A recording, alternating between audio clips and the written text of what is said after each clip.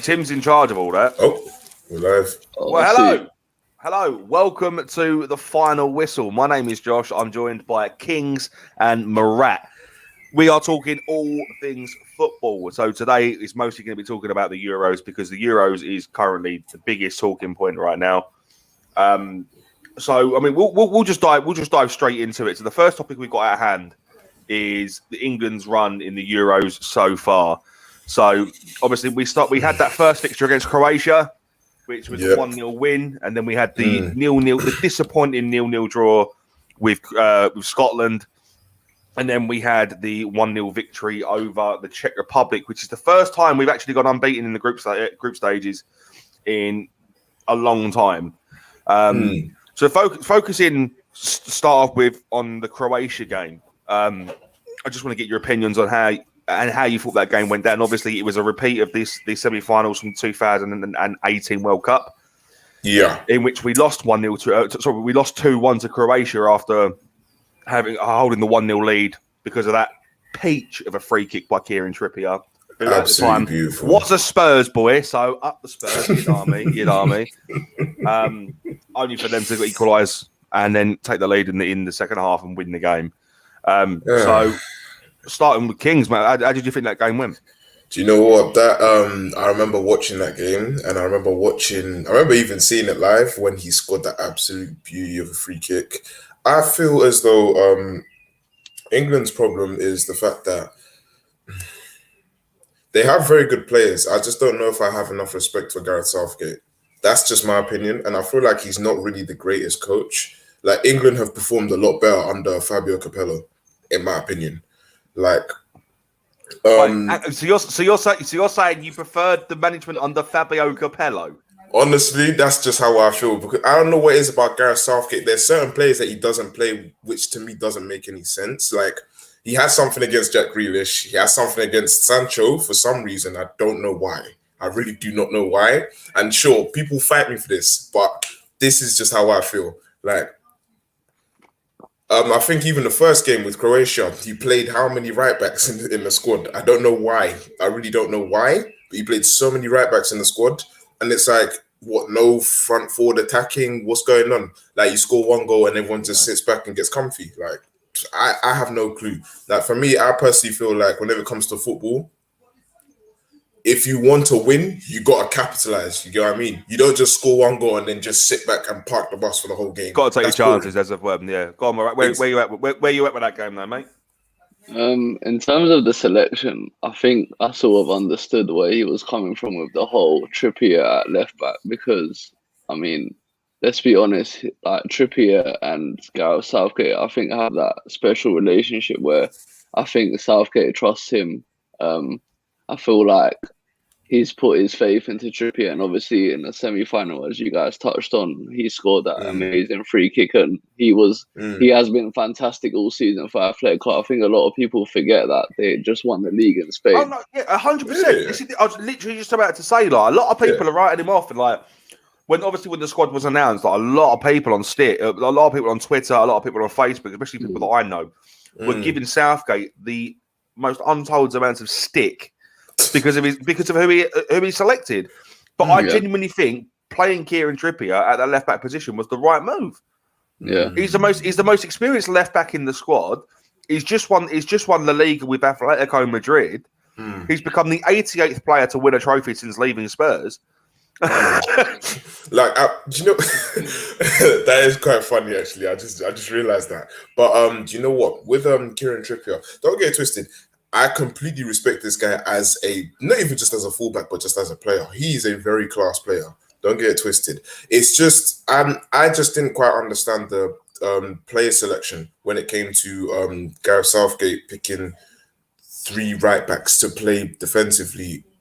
You know, as the starting 11. It's a provisional 32-man squad. Yeah, and you need to cover those angles. You're sitting there saying that he's got the amount of right backs and left backs he's got. That's where we're most injury prone. That's where the majority of those players are falling short and becoming injured. But then when the shoe's on the other foot, on the flip side of the coin, there's also a lot of striking options there as well. We've got the likes of we've got Jude Bellingham, Jadon Sancho, Harry Kane, Jack Grealish, and Phil Foden. There are so many different options, and there's so many different diverse players that can play in both midfield and the striking role. Yeah, there's so much depth. There's so much depth to that squad that the possibilities are endless. The possibilities are absolutely endless. I think with the subject on him picking so many right backs, I think it gives him a tactical, like, how can I explain it? It gives him a different option because he could also play three at the back with Kyle Walker playing at centre back. So that's why if Kyle Walker's playing at centre back, then he's gonna have to play Trippier or who's the other one? Yeah, it's gonna be Trippier because Trent got injured, didn't he? So he got injured in that first game. Yeah. So obviously that's why I feel like I understand where he's coming from, because he's trying to get different options just in case things do go wrong. And a perfect example is Trent getting injured. I think that's a massive blow for England, because going forward, I think he's fantastic and probably deserves to start ahead of Trippier and Walker at right back. I know obviously he hasn't had the best season at Liverpool, but it's just his quality and the form that he's been in over the last couple of years is unquestionable. I don't think that gives him the right to start over Trippier. Yeah. Just because he plays for Liverpool? Well, just because he plays for Liverpool? That's really the only thing he's got going for him. No, it's not in terms of Liverpool. It's just what he brings to the table. I mean, he's developed so well over the last couple of years at Liverpool. There's no doubt about that. I mean, last couple of seasons, he has been the best right back in the league. Let's be honest. Like, no one has even come close to him or Andy Robertson. Obviously, this year Luke Shaw was fantastic, but for me, I would have started Trent in my personal opinion. But unfortunately for him, he's got injured, and it gives a chance for Trippier to show what he's all about. But I've just realised I've been saying that he was a left back the whole time. He's a right back. Sorry, that's my fault. I mean, I was trying to understand where you're coming from. I thought something else, so I decided I'd just let you continue going. No, that's right. I just realised I've been saying left back. My bad. Yeah, no, like I said, the whole diversity in him having that sort of second option where he can play free at the back, because England are going to play teams where they might need to play free at the back. So it gives him that second option. I mean, let's not forget as well. Kieran Trippier is 30 years old. This is potentially going to be his last European competition. That's crazy. And the World Cup next year is probably going to be his last World Cup before we finally see him retire on the pitch. That's crazy. I didn't know he was that old, No, he's 30, yeah. I mean, obviously, footballers don't really play past I think Cristiano Ronaldo's talking about retiring, and he's 32 or something like that. No, he's 35. He's 35. He's 35, yeah. I mean, I don't really know. I don't really follow him. I don't really personally. The guy, I think the guy holds himself too high. I think he could be older. I think he might be 37. No. He's 35 for sure. Definitely. I mean, even so, like, there are very few players that play past the age of about 31, 32. So, they all sort of retire and sort of just do their own thing. He's 36. He's 36. Wow. Yeah. Wow. But his caliber of a player is right up there. Mate. He could probably go till he's 40. It's his mentality, it's his character, it's what he believes in, and that's why he's been at that level for so many years now, because he pushes himself every single year without a shadow of a doubt. And he's a player that I sort of admire and love watching, because he leaves everything on the pitch. He's a born winner. That's exactly what he is, and I think he's shown that over his career. Wherever he's been, he's won things, and he's not only winning things, he's scoring more and more goals every single year. So yeah. I mean, when we're talking about England's progress, though, we've touched on that Croatia game, and obviously that victory over Croatia was one of those inject it into my veins kind of moments. When you're sort of like, you can't believe this has just happened. We turned over a team that beat us in the semis. Yeah. Croatia obviously aren't the same team anymore. Modric is getting on. He's not going to play for much longer. Perisic as well. Like, Yeah, like a lot of the players are like some of them are coming near to the point of retirement and stuff like that. So they're coming to the point of retirement. They're coming to the point where they're not playing as well, and they're also bringing in some more. They're bringing in not more new players. yeah, I think the thing that we have going for us is the fact that we brought in the majority of players that we took out to the World Cup in 2018, and we performed well with them. yeah, that's true. Yeah, but then when we're talking about the victory against Croatia, we then have to talk about the absolutely abysmal 0-0 draw against Scotland. And I'll start with this. I think Scotland should have won that. You know what? I just want to touch quickly on the Croatia game again. I remember going on Twitter and just seeing a lot of England fans slating Gareth Southgate's selection, putting in Calvin Phillips and saying why is he not starting like Rashford or anyone else? Is quality. Calvin Phillips is a quality player. Yeah. And then look at the performance that he put in against Croatia. It's like you're coming up against people like Luka Modric. Not just the Croatia game. All three games, he held his own. Do you know what? It's crazy because it's crazy. Like, oh, sorry, go on, bro. Go on. Yeah, no, because I was just want to touch on like just England fans just need it. Like, I know a lot of England fans don't like Southgate's selection, but the guy has been with every single player for like how long now? And he's obviously he knows every single one of their strengths and every single one of their weaknesses. So in terms of playing against different teams, he's going to have different selections. Obviously, Mason Mount was a massive blow, but I just feel like you lot have backup anyway. So it's not a case where Gareth Southgate is a tactician, you know. Honestly, I think he gets a lot of stick, but for me, from what I've seen, I think he's got it spot on at the moment. Obviously, the Scotland game was a bit disappointing. Like you said, I thought Scotland did deserve more than a point, but you sort of take the positives out of that game. You guys haven't conceded a goal in the whole tournament so far, so I mean that's a positive to take. And going into the sort of couple of games, I mean. So we'll just touch on the Scotland game briefly, obviously, because there's not really much to talk about, and then we'll go for a short break. Like Scotland deserved to win that game, in my opinion. I think the reason we stayed in that game is obviously Jordan Pickford.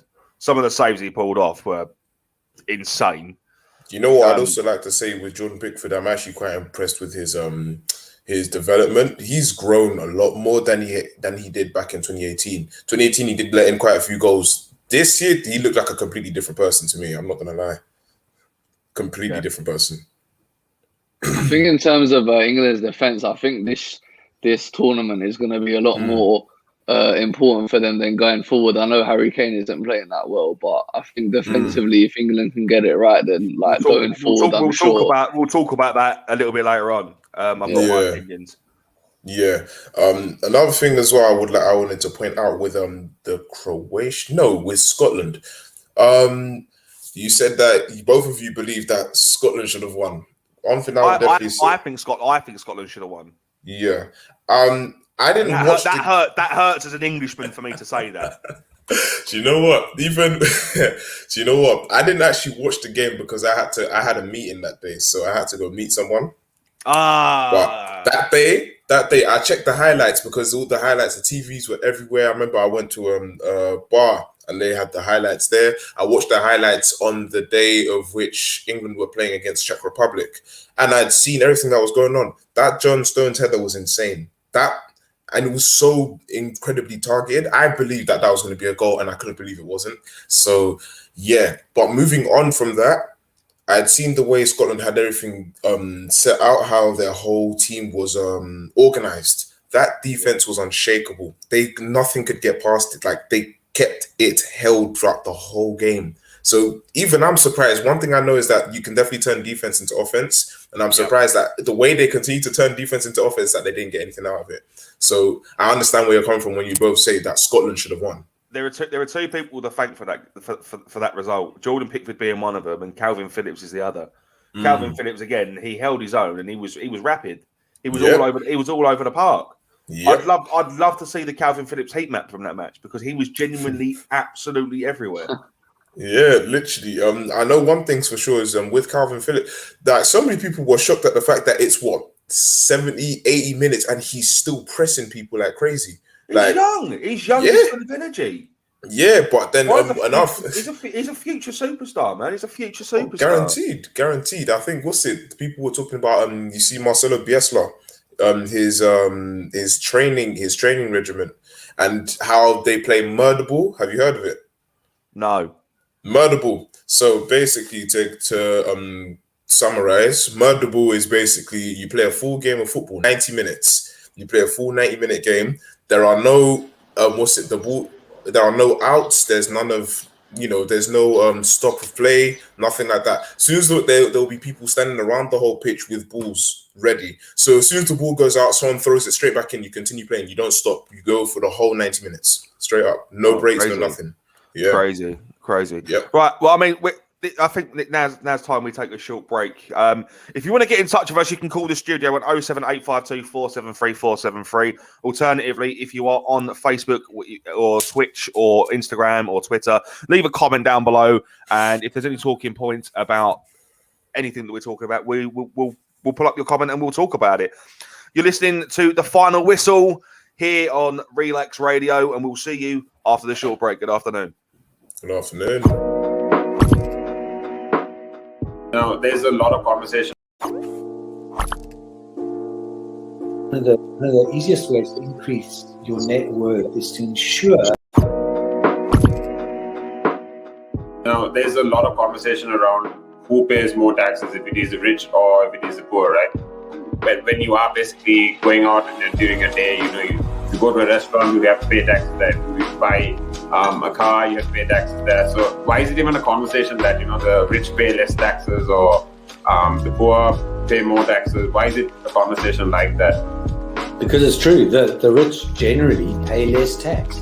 A rich person walks into a Tesco's or a Sainsbury's, they're not going to get a different bill than another person, right? They're still going to pay the same VAT on those goods, they're still going to pay the same thing. So that's all the same. However, the differences come in if you can pay yourself from your own company, you can structure it in a way that you pay less income tax through paying a bit of salary, paying dividends and so forth, and then also deferring income.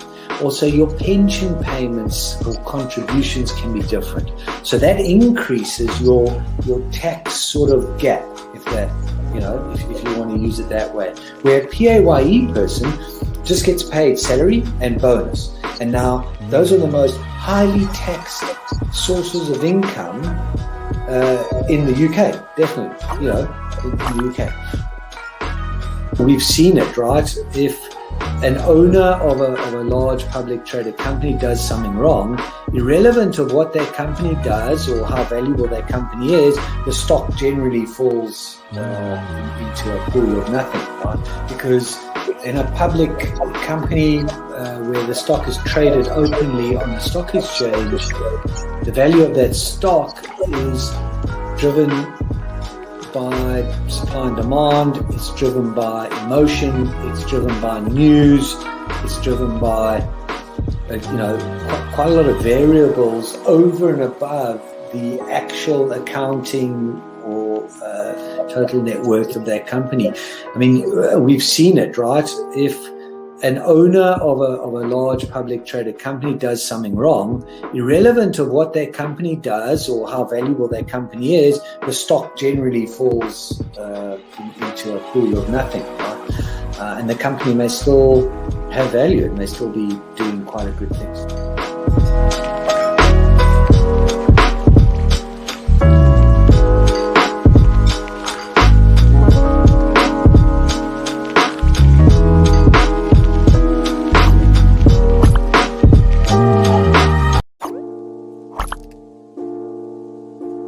One of the easiest ways to increase your net worth is to ensure that you have higher cash flows.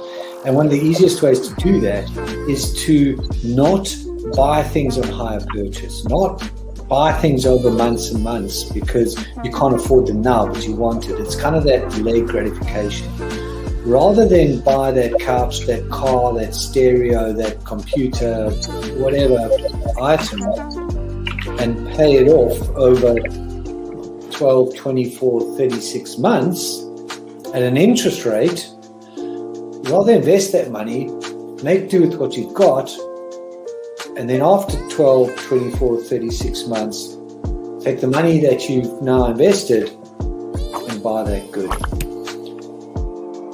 An asset could be anything that appreciates or reduces a tax bill. So it could still be a liability, but it reduces their tax bill. And I'm not going to go into the technicalities because that's out of our remit here.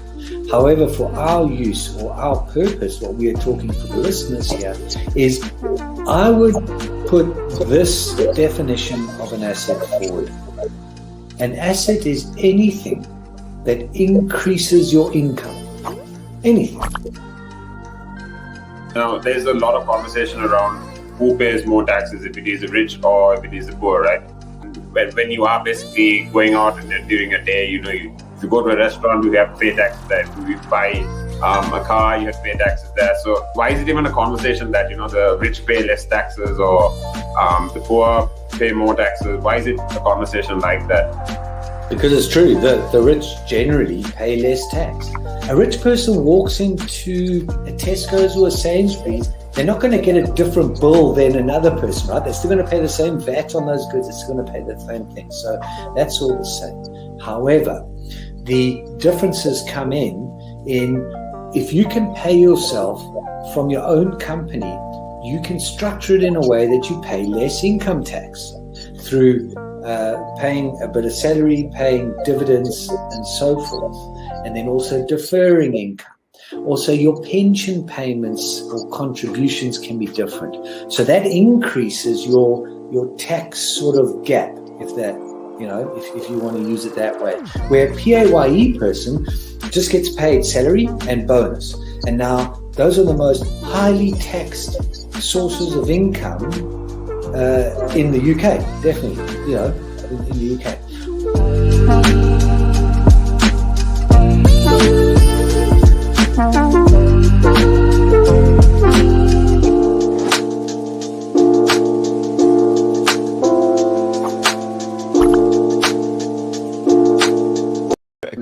But now, if you say to a child, if I went up to a child and said, "You've had one to forget," God, there'd be an inquest.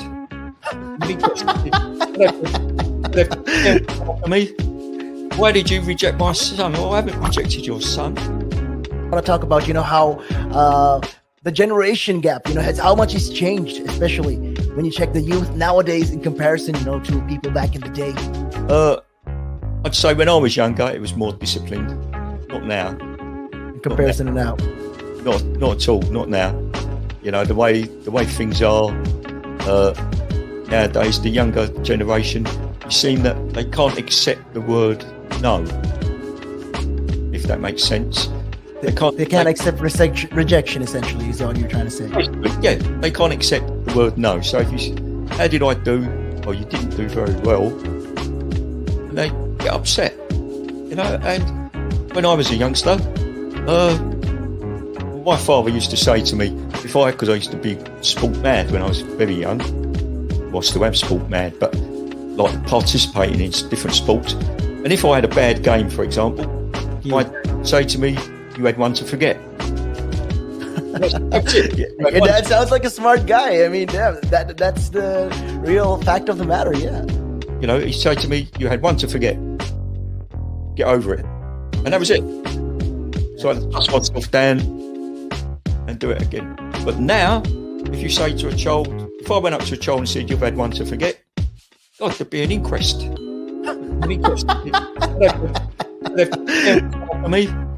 Why did you reject my son? Well, I haven't rejected your son. Or daughter. I've just told them that they need to buck their ideas up.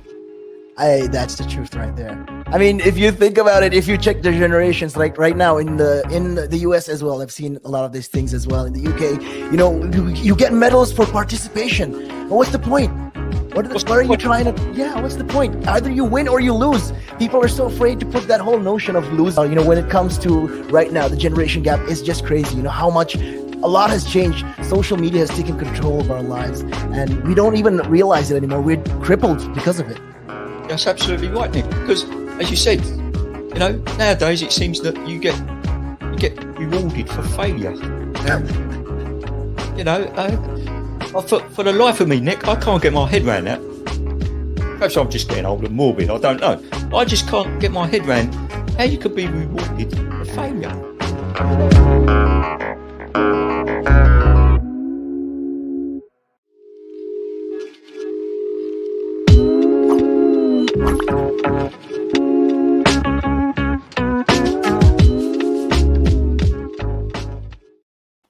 Welcome back to the final.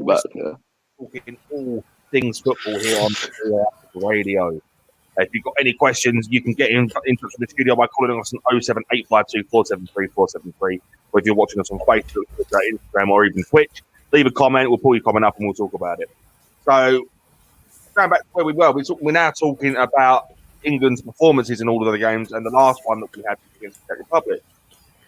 Quite a dominant display from us, I think. Quite a very, very dominant display. Indeed. We're talking Croatia or Czech Republic here? We're talking Czech Republic. Yeah, I actually got a look at that game as well. Whilst I was on shift, actually. Again, big TV, big screen. How the first goal was scored? Okay. Well, it was the only goal scored in the game, but yeah. True. Good point. How that goal was scored? Let me just get into it real quick. People really, I don't know if it's Southgate that has a problem with Jack Grealish, but people really need to understand. You see, Jack Grealish, he really managed to help piece that whole setup together. Not just him alone. Let's not forget about what Saka's contribution to be able to get that first goal as well. Because this kid is all over the field. He's just up everywhere. Energy, boom, boom, boom, boom, boom, here and there. The way that goal was scored is almost like a 1-2 punch, you know? Yeah. And I think it was actually it was the first time we actually saw Harry Kane involved in a goal. Oh yeah. The first time we've seen him involved in a goal with this campaign. Yeah, it's actually true. I don't remember his involvement in the first goal.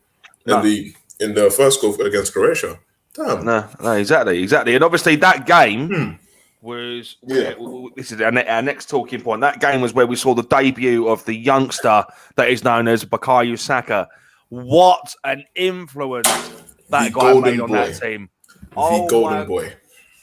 Trust that kid, I swear he got something special.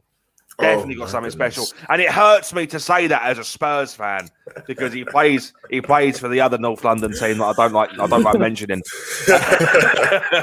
North London is white. Puff your chest. No, North London's white, bro. What? Nah, man. It's always red. You know it's always red. Come on. Living in our shadow. I think. Oh, please. I think for me that, like you guys said, I think in that game there was one standout performer, and that was Saka to come in at such a young age. Let's be honest, yeah. Imagine all the pressure that he's got on his shoulders as well. Well, you look at what the hype is. The hype's been around Phil Foden. The hype's been around Jude Bellingham. The hype's been around Jordan Sancho. And then Saka just comes in and bang. He's the real superstar in that game. Yeah. You know what? Straight up. A lot of people. There we go. I'm not surprised about the performance. I think watching Bukayo over the last couple of seasons, you can tell how much he's developing as a player and as a person on the pitch, and the way he's becoming so disciplined, and for such a young age to how can I explain? Like at such a young age, the decisions that he's making on the pitch, for the passes that he's making, or the runs that he's making, or the stuff that he's doing is genuinely unbelievable. And like you said, like Arsenal have an amazing player in Bukayo Saka, and I think for me, this season is going to be a very interesting season because he's to be fair, him and Smith Rowe have been our better players over the last couple of years, but I think this season he's going to really kick on and start showing his quality.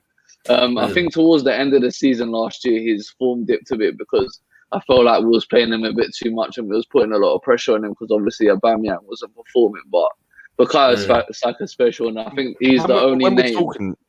When we're talking about performances dipping though, like let's not forget that Raheem Sterling had one of his worst seasons to date.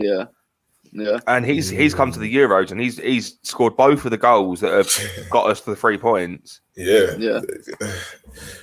Sterling this season, I'd say he's been a bit quiet. He's been terrible. He's been terrible. That's why that's why obviously the rumours and speculations are there that he's been used as a paperweight to seal that Harry Kane move. Oh my goodness! Man City have offered cash plus Raheem Sterling as for a deal for Harry Kane. I know that there was definitely a deal with the I don't even know how much money they put down for Harry Kane. 100 mil plus Raheem Sterling. 100 million plus Raheem Sterling to Spurs. That's the rumor. Yeah, Sterling to Spurs. No way, that can't run. I'm so sorry. That can't. Well, it wouldn't make. I mean, Raheem Sterling has come public and said he's got no interest in making that move. Oh, good. Yeah, I was going to say that. I did read about that. To be fair, I think he's made it quite clear. But again, it's definitely possibly maybe in that situation. Like you could never really tell with these transfer rumors what's true and what's not. I mean, there was. Is it really true that Raheem Sterling was used as a paperweight? I mean, the Sun did report it, so I have very much doubt it isn't true. Please, no one believes the Sun. The Sun, they're always all full of lies. But what's it with I know about the Harry Kane move, or I know that about the potential Harry Kane move to Man City. Oh, there's a potential move into every single club in England right now. Yeah, did you hear about Jack Grealish as well? Did you hear about Jack Grealish? That Man City apparently he's accepted a monster move to Man City, and he's given the go ahead. Aston Villa given the go ahead. It's been given the go ahead, so he's going to happen. I don't think Jack Grealish is worth 100 million. I said this to my brother. I don't feel that neither. Like, don't get twisted. 50, 60 million tops. See, he plays for Aston Villa, bro. He plays for Aston Villa. I completely disagree with you, lot. 100 mil. You agree with him for being 100 mil? Worth more than 100 mil. No. Hold on. Hear me out. Why? Let me explain why he's worth that much. The first thing is that he's English. Let's be honest. That's one thing. In English, because he's English, he's gonna be a lot more than. He's actually Irish, but okay, yeah. No, but he plays for England, doesn't he? Yeah. Yeah, exactly, and that's what I mean. It's like Ben White. We're getting Ben White for like 50 million. Like usually we could probably get him for 30. You hope. Well, it looks like he's got to pull that money out of somewhere, though, mate. I've heard from like really close sources he's pretty much going to join Arsenal. Like everything's pretty much a done deal. But for me, the reason why I would pay that for Grealish is because he's still very young. I think he's got the quality in terms of going into that Man City squad and staying there. Because let's be honest, like Gundogan, he had a decent half. Like he had a good season. Let's be honest, but. I feel like bringing Grealish into the team and potentially bringing Harry Kane and having Foden on the left as well will be like the next step for Man City. And I think if they do add Grealish and Harry Kane, I do really think that they'll win the Champions League next year. And they'll win the league for however many seasons now. Because bringing in them two is fantastic signing, in my opinion. This is a fun fact. I want to talk about the other team that me and Murat both hold close to our hearts. You know exactly who I'm talking about, Murat, don't you? Yeah. East London. The small club in East London, the little old Leighton Orient. I actually met Jack Grealish when Leighton Orient played Aston Villa in the FA Cup and they knocked him out in the 92nd minute because of a Roman Vincelot header. And I met Jack Grealish in the McDonald's on the services on the way home. Are you serious? Yeah, I mean this is 2016, so we're talking about when he was just coming into his career, when he literally just debuted. He was still a youngster, And the thing is with Grealish, do you guys know how old he is? He must be like 25. Yeah, exactly. So realistically, if you think about it, he's only going to get better from now on. And if he goes to a club like Man City under Guardiola's guidance, in a few years, he'll be worth more than 100. Like he'll be worth like double the price that they would have paid for. The thing is, Man City have proven that with mistakes before, you can't just buy players. Exactly. Straight up. Hold on. Let me just give my piece on this. Look what happened when look what happened when the Sheiks took over of Man City, like 2008, when they bought in the likes of Robinho, What did Robinho do? Nothing. Yeah, no, I understand where you lot are coming from. What I'm talking about now in the last few years. Let's be honest, Man City haven't made one bad signing in the last few years. Look at Mahrez. Yeah, I made one bad For me, Mahrez is like one of the most underrated players in the Premier League, in my opinion. But he fell off. His first season, he fell off. And then, but honestly, this year, he's been fantastic for them, especially in the Champions League. He's one of the main reasons why they went so far. Look at Kyle Walker. Kyle Walker's been fantastic for him. Obviously, John Stones was a bit shaky at the start, but he's starting to find his groove. Look at Ederson. For me, Ederson's the best keeper in probably in the world. No, in my opinion, I'd disagree with that. 100%. In the world, I wouldn't say the world. In the league, I disagree with that. If you are completely disregarding Gianluigi Donnarumma and marking him as the I think don't get me wrong, I think Donnarumma is a fantastic keeper, but he's not in my top 22 years old, and he's currently available on a free. Just work. I know, but he's at PSG now, isn't it? So he's gone PSG. It's been confirmed.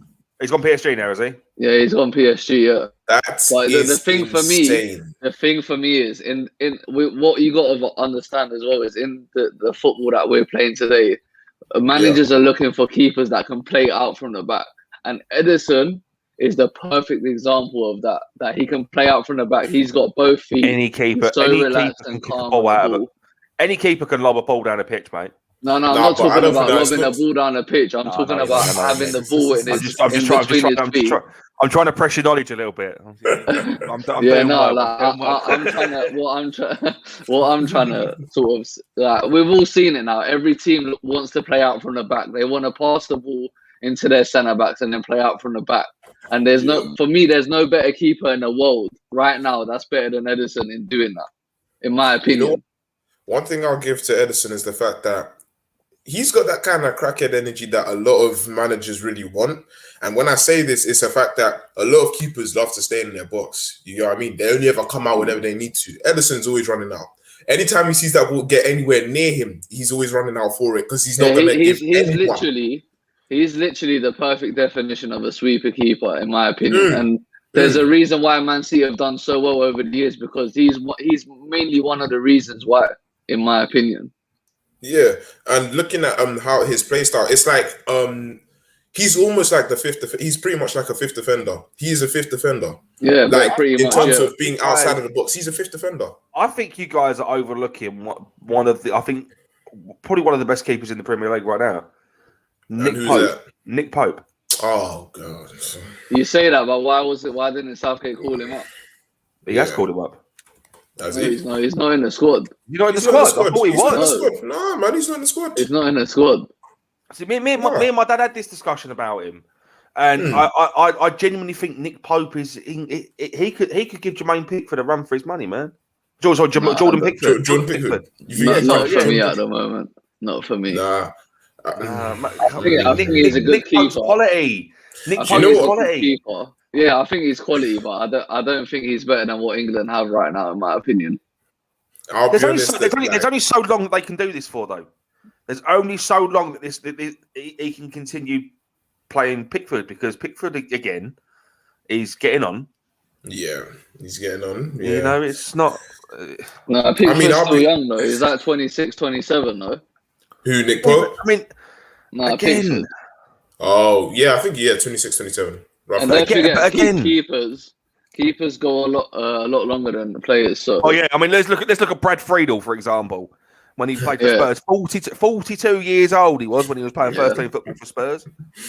Yeah, that's a very insane stat. Jordan Pickford's 27 years of age. For me, he's still got at least 7 years left in his footballing career. And do you see him performing at a high level for the rest of that time? This is the thing I was going to touch on. Now that, let's be honest, England should have come out the group, which they have.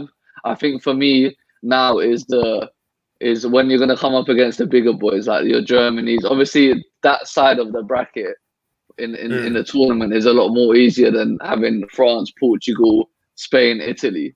Whereas on the other side, like if you beat Germany, I think you lot should get to the Sweden or Ukraine minimum. Yeah. So let's be honest, you have had the better draw, and there's no reason why you lot shouldn't be in the semi-final minimum. You say you lot. You're making it sound as if you're not back in England, mate. No, I already told you I'm backing for the Euros. As much, obviously, in my heart of hearts, I want England to do well, but there's one country I have to back, and that's. But mate, it's coming home. But it's coming home, man. It's coming home. Yeah, we'll see. We'll see. Right, we're going to cut to a short break soon. So, we're going to cut to a short break anytime now. So we're just talking about like who do you think England is really missing out on in terms of what player hasn't been announced in that squad that you genuinely think deserves a place in that squad? I think he's got it spot on at the moment. Like I said, mate, he's been with them day in, day out. He's been with them. Like, he's been there. He sees who's more effective in the dressing room. Like, a lot of these key factors, a lot of people, like, oversee that sort of stuff. As much as you've got to be a good player, you've got to have the characteristics to do it on the pitch and bond as a team as well. For me, Declan Rice and Calvin Phillips have been fantastic so far. I mean, Declan Rice had a fantastic season anyway. But for me, the tournament for England starts now, where they're going to meet the teams that are obviously in the later stages, and the teams that they actually like, they're going to basically be tested, is what I'm trying to say. And obviously, I had this discussion with Kings before you come in, and like I was saying, we've got the easy side of the bracket, because if we beat Germany, Germany, all we have to worry about is Sweden. Exactly. But keep in mind, we say that, but then you can't really sleep on a team like Sweden, because you never know. Like with Euros, the one thing that I've learned is specifically Sweden are bogey. Sweden are bogey. When I say bogey team, we all know what bogey team means. It's a case of you never really know how it's going to go. Exactly. It's like Spurs with West Ham, mate. I keep using Spurs as an example. But we play well against the likes of Chelsea, Man City, United. But we struggle against the likes of West Ham. Struggle. So literally, like when it comes down to like when I look at it this way, it's a case of it's the Euros. You really don't know what's gonna happen. Like you can expect big teams to do this, and that. Let's like, not forget, 2004, Greece won this competition. Do you see what I'm saying? Exactly. You see what I'm saying? And could you even name like 3 players on the Greek team in 2004? Christopher Papadopoulos.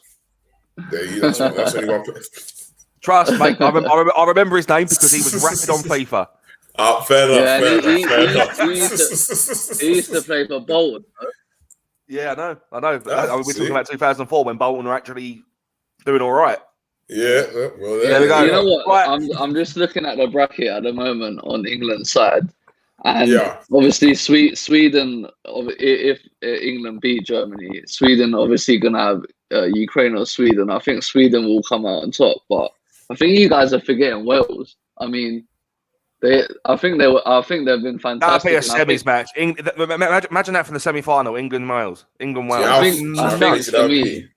I think for me, what I love about Wales is the unity of their squad and how hard they work for each other. They're not the best football inside. Let's be honest. Like obviously they've got Gareth Bale. I reckon they could do it. I know they got Gareth Bale and obviously Aaron Ramsey, but apart from that, they have some decent players. But technically, they're not the most gifted. But what I love about Wales is they graft for each other. They work their socks off, and they have been great. And I have enjoyed watching them. And I think they are the sort of dark horses on that side, in my opinion. I can agree with that. Right, we're going to cut to a short break now. So if you want to get involved with the chat, you can call us on 07852 473 473. If you're on Facebook, Twitter, Instagram, or on Twitch, if you leave a comment, and we can pull your comments up and we can talk about them. You're listening to The Final Whistle with me, Josh. I'm joined by Kings and Marat. In the second hour, we're going to be talking about all things football. So make sure you stick here, stay tuned in, and we'll see you after this short break. Good afternoon. Good afternoon. Now, there's a lot of conversation around who pays more taxes, if it is the rich or if it is the poor, right? But when you are basically going out and during a day, you go to a restaurant, you have to pay taxes there. If you buy a car, you have to pay taxes there. So why is it even a conversation that, the rich pay less taxes or the poor pay more taxes? Why is it a conversation like that? Because it's true that the rich generally pay less tax. A rich person walks into a Tesco's or a Sainsbury's, they're not going to get a different bill than another person, right? They're still going to pay the same VAT on those goods. They're still going to pay the same thing. So that's all the same. However, the differences come in if you can pay yourself from your own company, you can structure it in a way that you pay less income tax through paying a bit of salary, paying dividends, and so forth. And then also deferring income. Also, your pension payments or contributions can be different. So that increases your tax sort of gap, if you want to use it that way. Where a PAYE person just gets paid salary and bonus.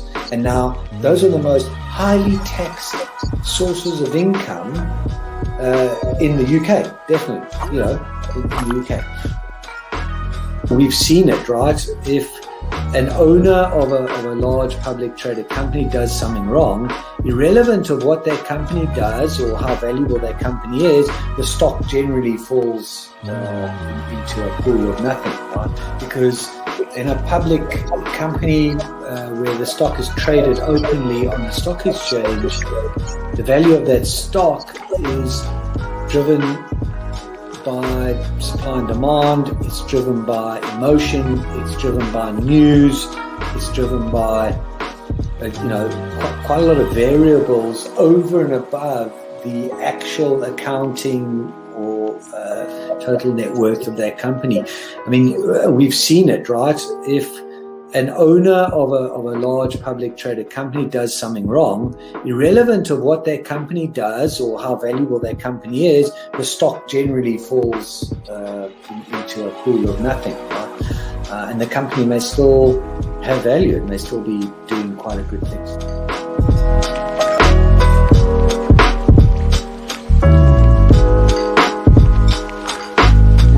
Climb Mount Everest. That is one of that's in my bucket list. You're laughing, but that is the facts right there. I'd love to do that. That is something I'm looking forward to do, hopefully. Climb Everest. Mount Everest. I mean, okay, not the very tip of Mount Everest, maybe the base camp at least.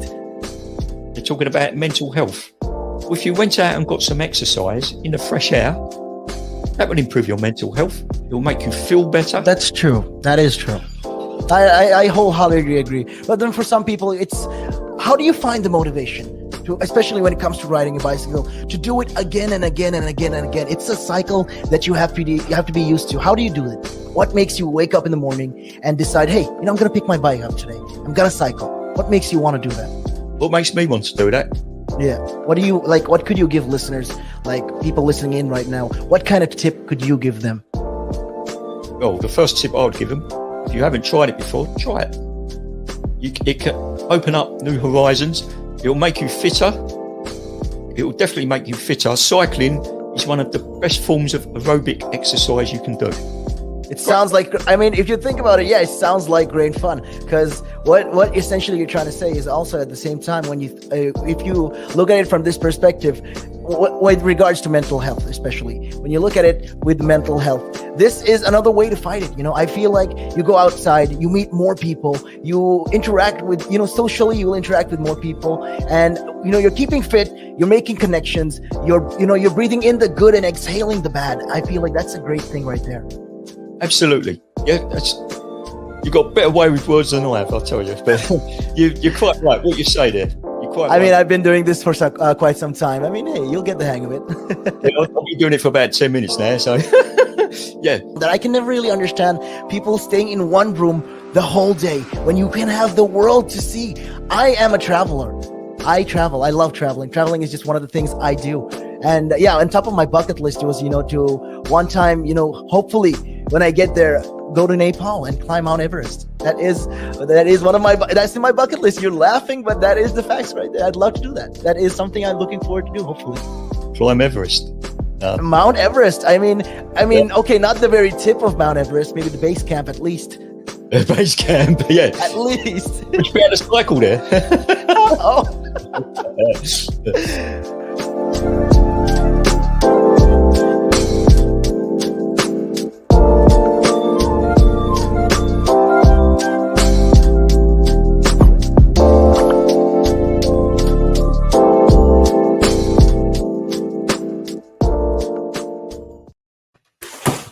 Welcome back to the final whistle, where we talk all things football here on Relaks Radio. So you just saw an advertisement for Real Talk, which is hosted by Nick. I'd strongly recommend watching that. Again, very, very good, informative discussions. If you want to see our full timetable, you can go to our website, relaxradio.net, and there is a timetable on there for all the shows that you can see. Also, the first advertisement you saw was for The Buzz, which is a show hosted by Tim. And on Thursdays, he has Chris Slater-Jones, who he hosts the Finance Hour with. Again, another very, very good discussion. All things mortgages, all things debt, anything to do with money, anything to do with business, you'll find it there. Thursday, 12 till 1. You can catch The Buzz Monday to Friday, 12 till 3. So here on the Final Whistle, we talk all things football, and we've been talking about the Euros. Just before the break, we were discussing... the brackets. We were discussing the brackets. Sorry, my mind just went blank. We were discussing the brackets and how far we feel that England may be able to go forward, seeing as we know that England will be facing Germany in the round of 16. And we were talking about how Wales were, they're not really they're not really all that talented. They're not the greatest gifted group of players, but they really go at it. They really go for everything, like they really, really press. Like they really push to be able to get that win. You get what I mean? I have my opinions for that England versus Germany game. For starters, with Germany, for a team that you can see has a lot of, if it's not big names, enough, widely known names enough, like, for example, the likes of Timo Werner, Leroy Sané, Serge Gnabry, and so on and so forth. Neuer, got Süle, Hummels, that whole team itself, you can tell that's a pretty stacked squad. For a team that sounds just like that. A lot of strength there. A lot of strength. Yeah, a lot of strength. But then it's like when you've seen their performances, besides that they've had one pretty big win, they haven't really performed to the standard that you'd expect. Do you know what I mean? But again, the qualifiers, they had quite a tough group. Like they had Italy, they had Portugal, and they had Hungary. Hungary have actually been the shocker for this Euro so far. They took was it Germany to the last game of their group? They took them all the way. Like they almost got through. Yeah, Hungary. By the way, it wasn't Italy. It's France, Portugal, Hungary, Germany. That's my bad. Sorry, that's my fault. So my thing with although they had a pretty tough group then, to be fair. They were ultimately in what was proclaimed as the group of death. Yeah. Which is the group that England seems to get in every competition. I can't remember what group they got into.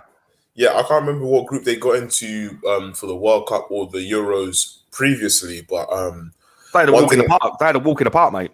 But they flopped it because they didn't get out of groups. Goodness. You see what I'm saying? Italy didn't get out of groups either. Yep, there we go. So, I feel like these lot came back with a point to prove with the Euros because of the fact that they didn't do so well in the previous group stages. You know what I'm saying? The qualifiers. So with this here right now, Germany, I can't bring them down now that I know that, that they were, playing in the proclaimed group of death. I can't bring them down all the way, but then it's like I feel like I expected more from them, given the type of players that they have, specifically when they've got the likes of Toni Kroos in the middle. And who else were they playing in the centre? In the midfield. Gundogan is it 4-3-3? Gundogan and Kimmich. You see, you've got the likes of Gundogan, Kimmich, and Kroos sat in the midfield. That is a very solid midfield. The likes of Kimmich, who's displaying leadership within Bayern Munich, and he's able to lead the team, as well as show how much of a very good central defensive midfielder he is. He's able to pass, he's able to dribble, he can spot someone from how far out, he's got stamina, he keeps going, It's quite shocking to me that I feel like their performance hasn't really reached the potential that it should be. Like Timo Werner, he's had a pretty bad season. Let's be honest. He's had a pretty bad season. He couldn't hit a barn door to save his life. Listen, you see, Timo Werner, he's had a pretty bad season, but then looking at the, I don't know. I feel like this game is going to be very interesting for me. That's what I feel right now. It's very interesting. This tournament's going to be the make or break of Werner. I think if he doesn't come out of this tournament with one of the highest goal scoring records in the whole tournament, then there's got to be some serious questions asked about his mentality. I don't even think he's got a goal yet, so he's got a lot of catching up to do to Ronaldo. Oh, 100%. Yeah, 100%. The money that was paid out for him, he really needs to show his worth. I feel like it's not. How much was paid out for him actually? I don't know. He was part of a deal. He was part of a deal with 3 players, and I think those 3 players collectively come to about 70 million. So, oh my goodness. Okay, so we're in the excess of about 20 million, I think. So he's paid up to about 70 million. He was they paid about 70 million for Timo Werner. Okay, here's my thing right now. I feel as though when he came to the Prem, that's when he really got broken, because in the Bundesliga, if you guys watched his highlights or watched him play from let's say I think 2017 up until 2020, this guy just doesn't stop scoring. He just does not stop scoring. Like, defenders are scared to stop him. Like, he's so quick. Honestly, so quick. Like, defenders hate trying to stop someone like him. Do you know what I mean? Like, I think I even remember a highlight against if I remember correctly, Frankfurt. I think it was against Frankfurt. I remember the ball got sent over whilst Frankfurt were pressing against Leipzig's defense. Ball got played over. Werner's just started running, just blistering pace. 2 centre-backs were left behind. He ran straight through the middle of them and had them both crash into each other. Just looking at it now, Chelsea signed him. They activated his release clause, which was 47.5 million on a 5-year contract, plus add-ons, which took the total to about 60 million. Oh my goodness. Well, you see that? So, like, when he's doing things like making defenders crash into each other in the Bundesliga and just scoring anyhow he likes, and then coming to the Prem and getting broken down to... Yeah. But let's not forget. You can sit here and say that the Spain have got the best football. You can say Germany got the best football. You can say France got the best football. England have undeniably the best football in the world, back and forth constantly. We don't play attacking. There's no attacking football. There's no defensive football. It is literally back and forth action for 90 minutes. But there's none of this hold up play or anything like that. I mean, obviously there's hold up play like the last 5 minutes if you're Arsenal. But you had to go there. Taking those shots already. You had to go there. Taking, I mean, and then the Spurs who couldn't, come third. Only team in English history to come third in the tools race. Hey, put your hands up if you got a championship for your club. Funny. You know what? The thing hand up if you got European football for your club this season. I'm not European football than that bloody UEFA trust me. Whatever it is. Imagine going from a Champions League final to the conference in the space of 2 years. Only Leighton Orient all over again. Honestly, for me, like I was saying, for me, this is the best chance for England. They've got the squad to do it. Let's be honest. I think England's squad has been better than you would be the only other squad. You know what? You're not the only person to say that, but then there are some professionals that are against England. Gary Neville was open after the last game against Czech Republic. He was very open about his opinions. Until I said they haven't got the squad. You know what it is for me? They've got the squad. They just haven't been performing to their full potential. I mean, when Harry Kane starts scoring goals and that's if he does. Yeah, that's if he does. Yeah, but for me, I think what I was saying to a lot of people is I think Harry Kane is too concerned about where he's going to be next season, and that's why he's not performing at the Euros. His head's not in it. Like that, that's what it is for me. But if he wants to make that move, he needs to play well. Yeah, for me, I think no matter what competition Harry Kane has, Man City are going to get him. Like, there's no doubt about it. But he needs to. For England's sake, he needs to get his head in the game. He's the captain. I don't think it's going to be City if they're paying £100 million for Jack Grealish, mate. No, let's be honest, mate. If there's any team in the world that can afford both of them, it definitely is City. So, which is true.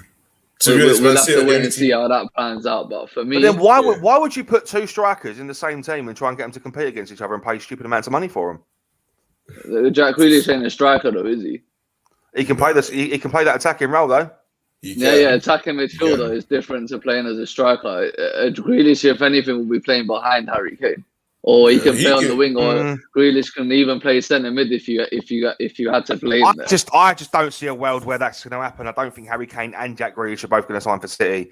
I reckon that Jack Grealish will 100% because he's already been agreed. But I see Harry Kane going somewhere like Chelsea or Man United. For me, no, not United. For me, like I said, I wouldn't be surprised. I wouldn't be surprised if they both went there. Like I said, if there is anyone that can afford them, it definitely is City. But for me, like I said, England. I feel like England do have the squad. They've had the best squad they've had in a long time. So if they can't do it this year, then I don't know. But for me, now that we've spoken about England's side of the bracket, I think we should talk about the other side, because there are some fantastic matches that are going to be played on that other side, and 100%. It's going to be a tough run. It's going to be a tough run for all the teams on the other side, but I'm sure we'll see the quality come out in each team. And I think on that left side, there's going to be some interesting games like Portugal, Belgium. Obviously, Portugal is the country that I'm sort of supporting.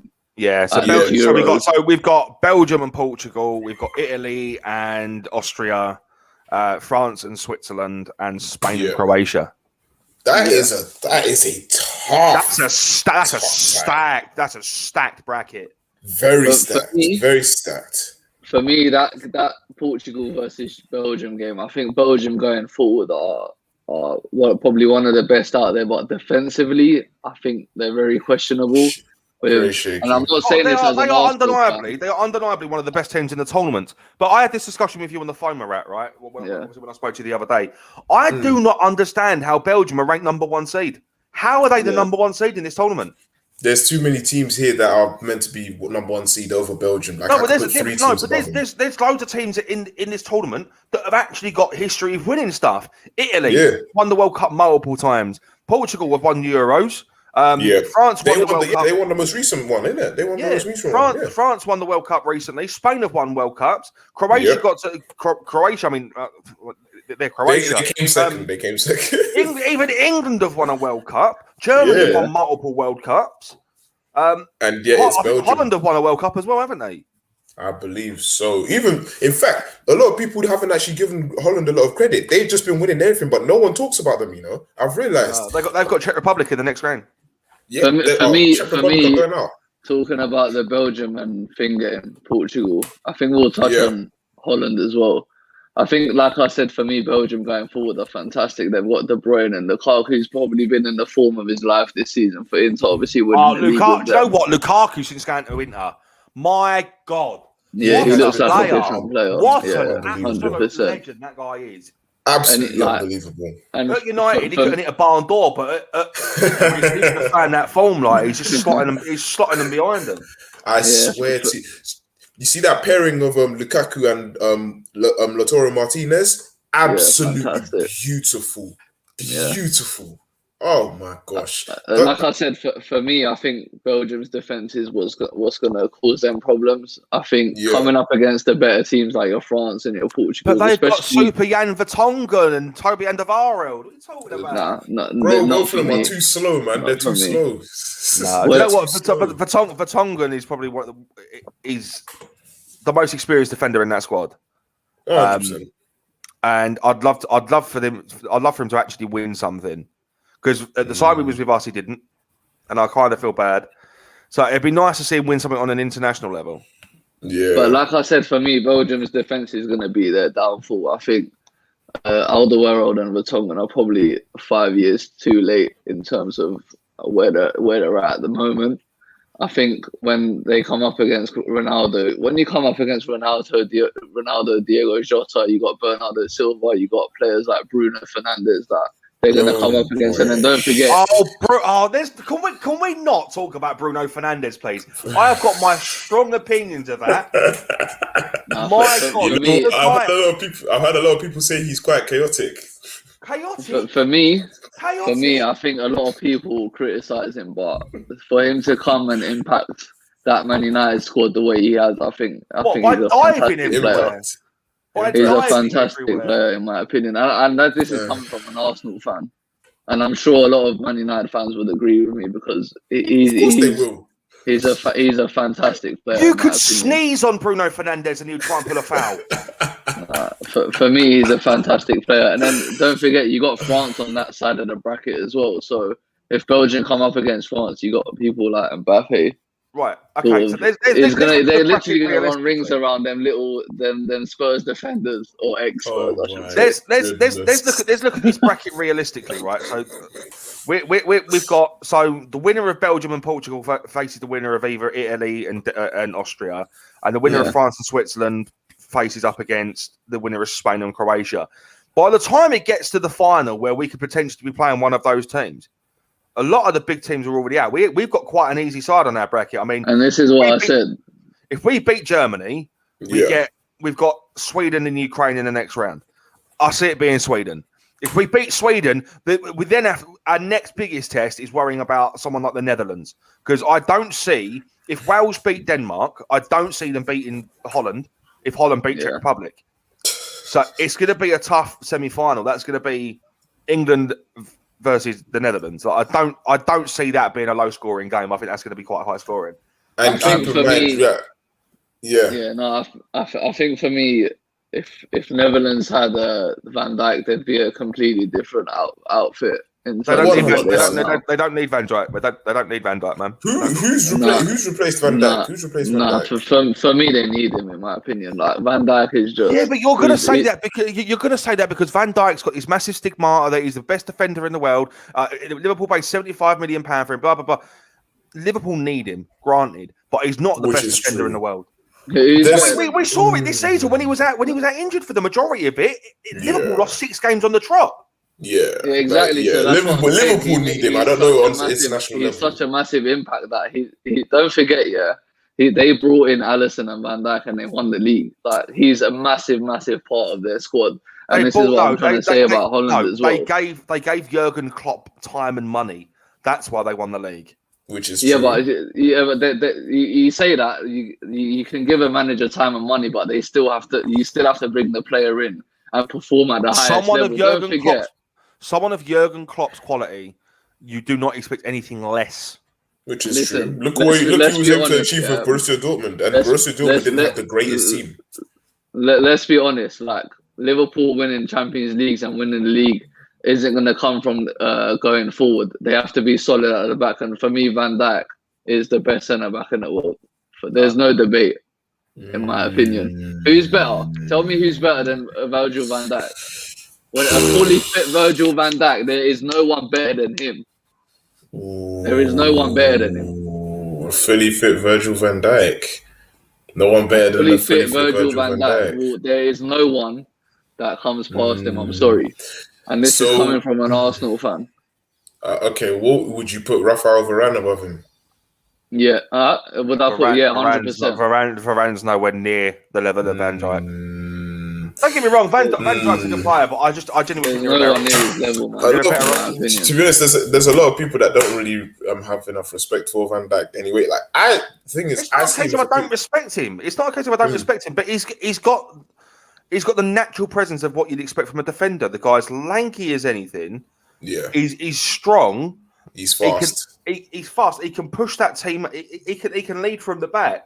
But I don't think that makes him the best centre back in the world. Jan Vertonghen did that with Spurs when he was captain, but we don't see Jan Vertonghen's the best centre back in the league, do we? Don't forget, like I said, you can lead out a team, you could do whatever you do, but there's obviously a purpose why they won the Champions League and why they were in the Champions League final. They won the Champions League because of a handball that wasn't even a handball. What, on Sissoko? Yes! It was not a handball. Oh, mate. Let's not get into this. Let's just stay on topic. I to this day think that we were robbed. Oh, you wasn't robbed. Anyway, like robbed, for me, we were robbed, man. 30 seconds into the first half, handball because the ball goes through.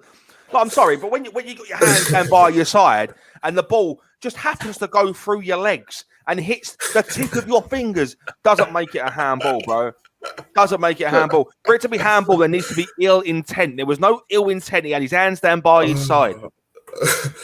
Keep it on subject. Yeah, let's keep on subject. Yeah.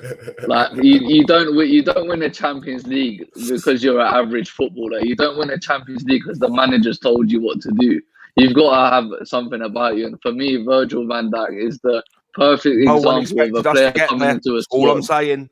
No one expected us to get Virgil to the van Champions Dijk League for me final. is a perfect example of a player coming into a squad and having the impact of literally taking your team to 2 Champions League finals, winning 1, and then winning the Premier League and getting PFA Player of the Year. Like you don't coincidentally just get that. But is it a Ballon d'Or? Hold on. Let me put something down here. The thing with a Ballon d'Or is totally different because attackers are mostly always going to get that because of their goals. Which is true. For me this year, Kante deserves it in my opinion. I think Kante has been unreal for Chelsea. He's been unreal for France. He's been unreal for literally he gives his all, and we know that anyway. But they won't pick Kante because he doesn't score goals. He does all. He's going to go to either Messi or Ronaldo. We already know he's going to go to Messi or Ronaldo. Yeah, exactly. And it's always been like that because of the goals. And this is what I'm saying. People like popularity contest, bro. It's a popularity contest. Like Virgil van Dijk go unnoticed because they don't score goals. They do all the work that gets unseen. And this is why I'm saying you don't just coincidentally win PFA Player of the Year. You don't just coincidentally win a Champions League and go to a Champions League final the year before that and win the league as well. And let's be honest, the Premier League is probably one of the most competitive leagues in the world. You don't just do that. And how many? Liverpool broke records in terms of defensively in that season, last season when they won the league. The season before. Defender. Yeah, and the thing is, he's paid that in probably 10 times back for them now. Hold on, keeping to the question that was asked about Netherlands. Personally, I feel that Netherlands, with Van Dijk, yes, it will definitely be good. It will definitely be good to help that defensive line, but I feel that they don't need Van Dijk. If anything, look at, because you're not even paying. Are you paying attention to Matthijs de Ligt? De Ligt, at his age, the man has been a leader since he left Ajax, and even as he came to Juve, he has still been a leader. He's still been doing so. Look at him, he's huge. He's also fast. He can pass the ball, and he's strong. This kid is actually insane. He is an absolutely incredible defender. You look at who they've got. They've got Memphis Depay. Frankie De Jong, Weghorst, Wijnaldum. Wijnaldum, Dumfries. Like, listen, that team itself is still pretty good. So I feel as though with the talk on defense, Van Dijk, yes, he would definitely help, but you can't sleep on Stefan de Vrij. Stefan de Vrij performed so well for Inter this year as well. Stefan de Vrij is also a very good centre back. Him along with the pairing of Matthijs de Ligt. Yeah, this is the thing though. Sorry to cut you out. They haven't even been playing. They've been playing Daily Blind with de Vrij because de Ligt hasn't had the best of seasons at Juve. Because I do watch like most of the leagues, and he hasn't been that great to be honest, and that's why. He hasn't been starting for Holland. This is why I brought you on, because you know your stuff. Thank you, man. But yeah, ever since he's left Ajax, I don't think, in my opinion, he hasn't been the player that he was there. But he's still young. He's still got a lot to learn. Nathan Ake, though, man, like, come on. Nathan Ake is a very, very class centre back. He's a very class. I understand why Man City picked him up. I really do. I feel as though he needs more playing time, though. I don't feel like he gets played enough. It is his first season, to be fair. It is his first season. But I feel like maybe within 2-3 years, he's going to boost up. That's just my opinion. I'll be honest with you. In terms of Man City, I feel like they've got their centre-back partnership in Ruben Diaz and John Stones. I don't think they're going to change that anytime soon. Also, imagine the pairing of Memphis Depay and Justin Kluivert. Do you know how beautiful? Oh, that would be amazing. That would be. You see, you know what? I got a quick question. You look at Memphis Depay. Where would you rank him in terms of like players, just players in general? I think he's world class. So do I. No way. He's also a very good musician. He's also a very good musician. No way. This is like no like offense to you guys. I think the word world class gets thrown around way too much these days. Memphis Depay is not world class. He's like, let's just say he's a striker, yeah, but realistically, he's like a centre forward, whatever he is. Yeah, let's just put him. Yeah, I'd play him. Yeah, centre forward. I'd play him centre forward. Yeah, so let's just say centre forward. Yeah, for me, world class. For me, world class. He has to be in my top 3. If he's not in my top 3, then for me, he's not world class. Like, he might be a fantastic player. He might be scoring goals in, goals out. Obviously, now he's gone to Barcelona on a free. Like, this season, he'll be playing there, which will be interesting to see how he will do in Barcelona. But for me, if you're not in my top 3, then you're not world class. For me, the top 3 strikers in the world right now is probably Cristiano. Obviously, with Messi, obviously he plays on the wing or he can play up. So let's just put Messi in there. Nah, you can't put Messi. Correct me if I'm wrong, but isn't Messi now out of contract as well? Yeah, something like that. Yeah, like he could still technically he could still that Man City move if he really wanted to. That is true. Man City are the only team that can afford him anyway. This is what I'm trying to say as well. Yeah, no, this is what I'm trying to say as well. Though he's not in my top 3, so for me, he's not world class. To be fair, he's not even in my top 5. Mad. Well, we'll get on to that. We'll get on to this. Listen, I just want to touch on the top 5 sort of the strikers. Don't forget, you still have after the break. Can we do it after the break? We can go to the top 5 players. Right, so we're gonna cut to a short break. If you want to get involved in the conversation, you can do so by getting in touch with us. You can call us on 07852 473 473. If you are on Twitch, Facebook, Instagram, or Twitter, you can leave a comment and we can pull your comments up and we can discuss anything that you want to talk about. You are listening to The Final Whistle here on Relaks Radio with me, Josh. I'm joined by Kingsley and Murat, and we'll be back after this short break. Good afternoon. The valuations that you place on an asset are always behind you. It's always in hindsight. It's never in front of you. And that's one of the challenges, right? Because you're always valuing what happened yesterday. And what you need is what's going to happen tomorrow. What am I saving or investing for? Why am I doing it? When will I need the money? And how much money do I need? Yeah. So that's quite important, because when you're looking at your net worth, you got to start with saying, well, what do I want my net worth to be, so that there's a goal, and then work backwards. How do I get there? And if I can start with £50 or $50 a week, if I save that every week, and you can go online and use calculators online. I don't have to teach you the maths behind it, but you can say, okay, and if I get a 3% return and I put this away for how long will it take to reach my goal? And that's called just this basic cash flow projection calculations. And it's what we use in financial planning all the time. What we say to clients is we say, okay, what is your goal? What is your objective? Where do you want to go to? And we discuss that in a lot of detail and over most of the meeting. And then the rest of it is saying, okay, in your exact circumstances, with your risk profile, with how you feel about investments and pensions and taxes and where you are and who you work with, and your education level or your lack of education or how involved you want to be. There's a lot of variables that we take into account, and then we say, okay, here's a plan. You start like this, that's great.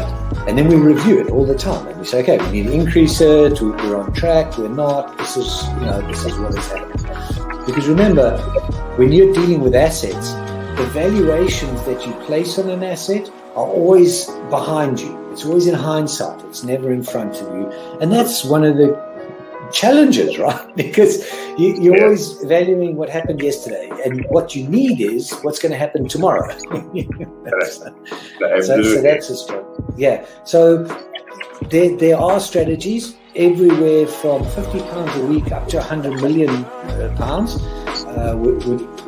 and they're different, right? They range differently from everyone, but and one of the easiest ways to increase your net worth is to ensure that you have higher cash flows. And one of the easiest ways to do that is to not buy things on hire purchase, not buy things over months and months because you can't afford them now, but you want it. It's kind of that delayed gratification. rather than buy that couch, that car, that stereo, that computer, whatever item, and pay it off over 12, 24, 36 months at an interest rate, rather invest that money, make do with what you've got, and then after 12, 24, 36 months, take the money that you've now invested and buy that good. An asset could be anything that appreciates or reduces a tax bill. So it could still be a liability, but it reduces their tax bill. And I'm not going to go into the technicalities because that's out of our remit here. However, for our use or our purpose, what we are talking for the listeners here is I would put this definition of an asset forward. An asset is anything that increases your income. Anything. Now, there's a lot of conversation around who pays more taxes, if it is the rich or if it is the poor, right? When you are basically going out and during a day, if you go to a restaurant, you have to pay taxes there. If you buy a car, you have to pay taxes there. So why is it even a conversation that, the rich pay less taxes or the poor pay more taxes? Why is it a conversation like that? Because it's true, the rich generally pay less tax. A rich person walks into a Tesco's or a Sainsbury's, they're not going to get a different bill than another person, right? They're still going to pay the same VAT on those goods. They're still going to pay the same thing. So that's all the same. However, the differences come in if you can pay yourself from your own company, you can structure it in a way that you pay less income tax through paying a bit of salary, paying dividends and so forth, and then also deferring income. Also, your pension payments or contributions can be different. So that increases your tax sort of gap, if that, if you want to use it that way. Where a PAYE person just gets paid salary and bonus. And now those are the most highly taxed sources of income in the UK, definitely, in the UK.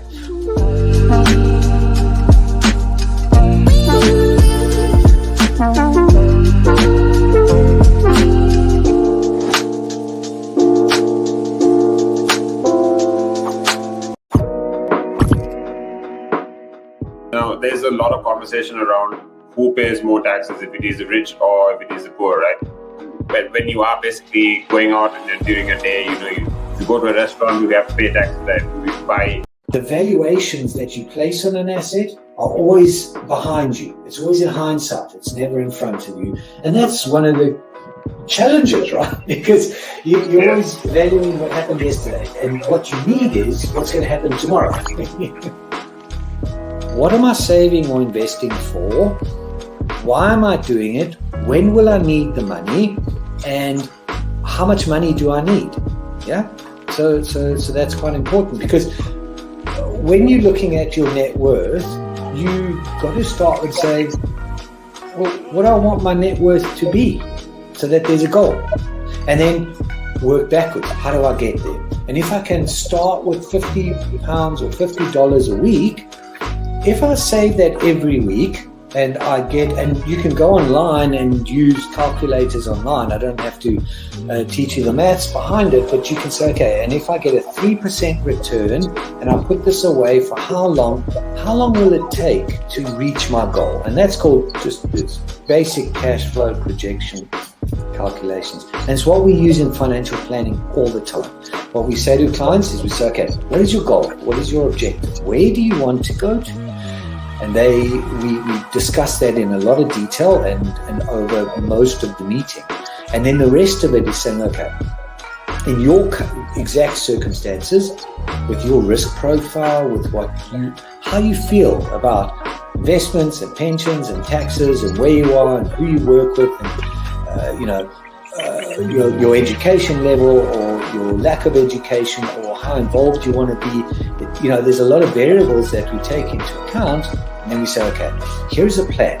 You start like this, that's great. And then we review it all the time. And we say, okay, we need to increase it, we're on track, we're not, this is what has happened. Because remember, when you're dealing with assets, the valuations that you place on an asset are always behind you. It's always in hindsight. It's never in front of you. And that's one of the challenges, right? Because you're always valuing what happened yesterday, and what you need is what's going to happen tomorrow. So that's a struggle. Yeah. So there are strategies everywhere from £50 a week up to £100 million pounds, and they're different. Right? They range differently from everyone, but and from country to country, to be fair. Different countries have different tax laws, so with different vehicles. But from your point of view, at the sort of normal end, I'm not going to call it the low end because I'm in that boat as well. It's as tax efficient as you can get it. That's where you start. You use all the tax efficiencies, and then you step up into different things.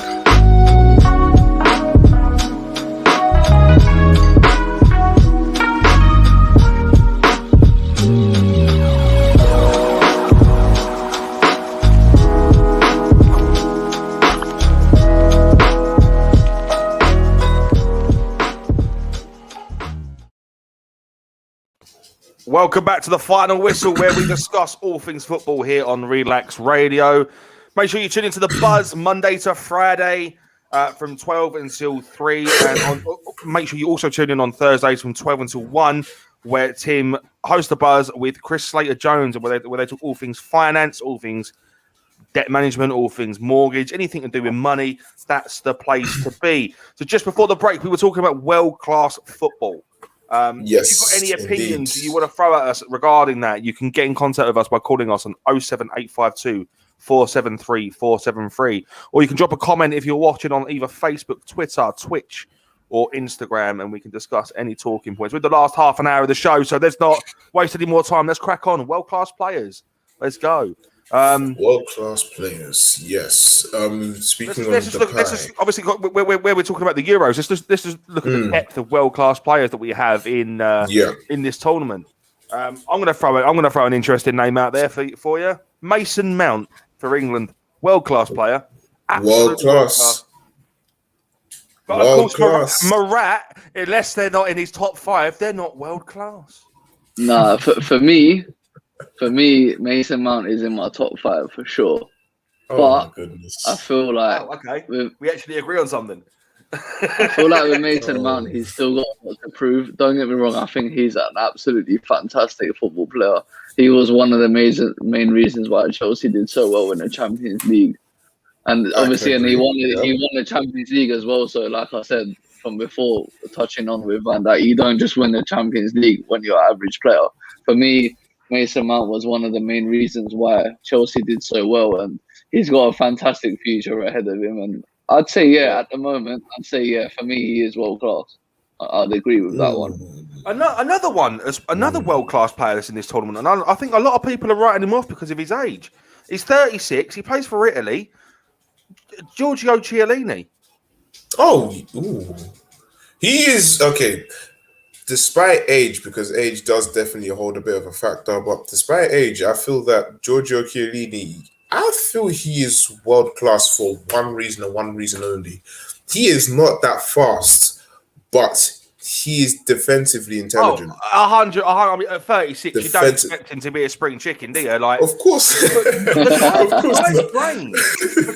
guy's brain, like he's still as witty as what he was when we saw him in the 2006 World Cup. Yeah, and one thing that I've come to understand, especially whenever it comes not just to football, but just in any sport in general, one thing that will always last will not be of your athleticism or how fast you could be able to run. It will be your IQ. Your IQ always sits with you. When you're technically gifted, when you're intelligently gifted on the pitch, things will just play out easier for you. You can make the whole game easier for everyone else around you. He is not fast, but he is defensively smart. He is able to stop people. Even if people are quick, he's able to stop people because he is so defensively gifted and smart on the back line. That's why I still feel he does carry a bit of weight whenever it comes to being a world-class defender. He may not be as highly, he may not be high up there in terms of other defenders, but he is still, in my opinion, a world-class defender. Yeah. What about Yeah. Immobile for Italy? Nah, He's a weird one. You don't think I don't Immobile not is for good me. enough? not for me. No? I don't know I how I feel think about him, he's if I'm honest. for me. He's in the same bracket as Depay. I think he's a great player. He bangs in goals, but he's not world class. Okay, me, here's one. Really? Here's one, and I'm hoping you'd agree with me on this one, just because of his track record. Like, so this particular player was signed by Atletico Madrid for 113 million pounds when he was just 19. João Felix. Indeed, João Felix. He helped Atletico win the title this year as well, scoring 10 goals in 40 appearances. You say that he helped them win the title. He was injured pretty much the whole season. Then the forward helped Atletico. I'm reading up on it now. The forward helped Atletico to the Liga title. He was last injured, season. bro. If Scoring anyone 10 won the goals in 40 appearances. 10 goals in 40 appearances. It can't be. If anything, if anything, the main reason why Atletico won the league this year was because of Suarez. They won it because of a Suarez goal. Yes, that's why they won it. No, but I'm saying it's not Suarez's goal. I'm saying Suarez's overall performance in the season.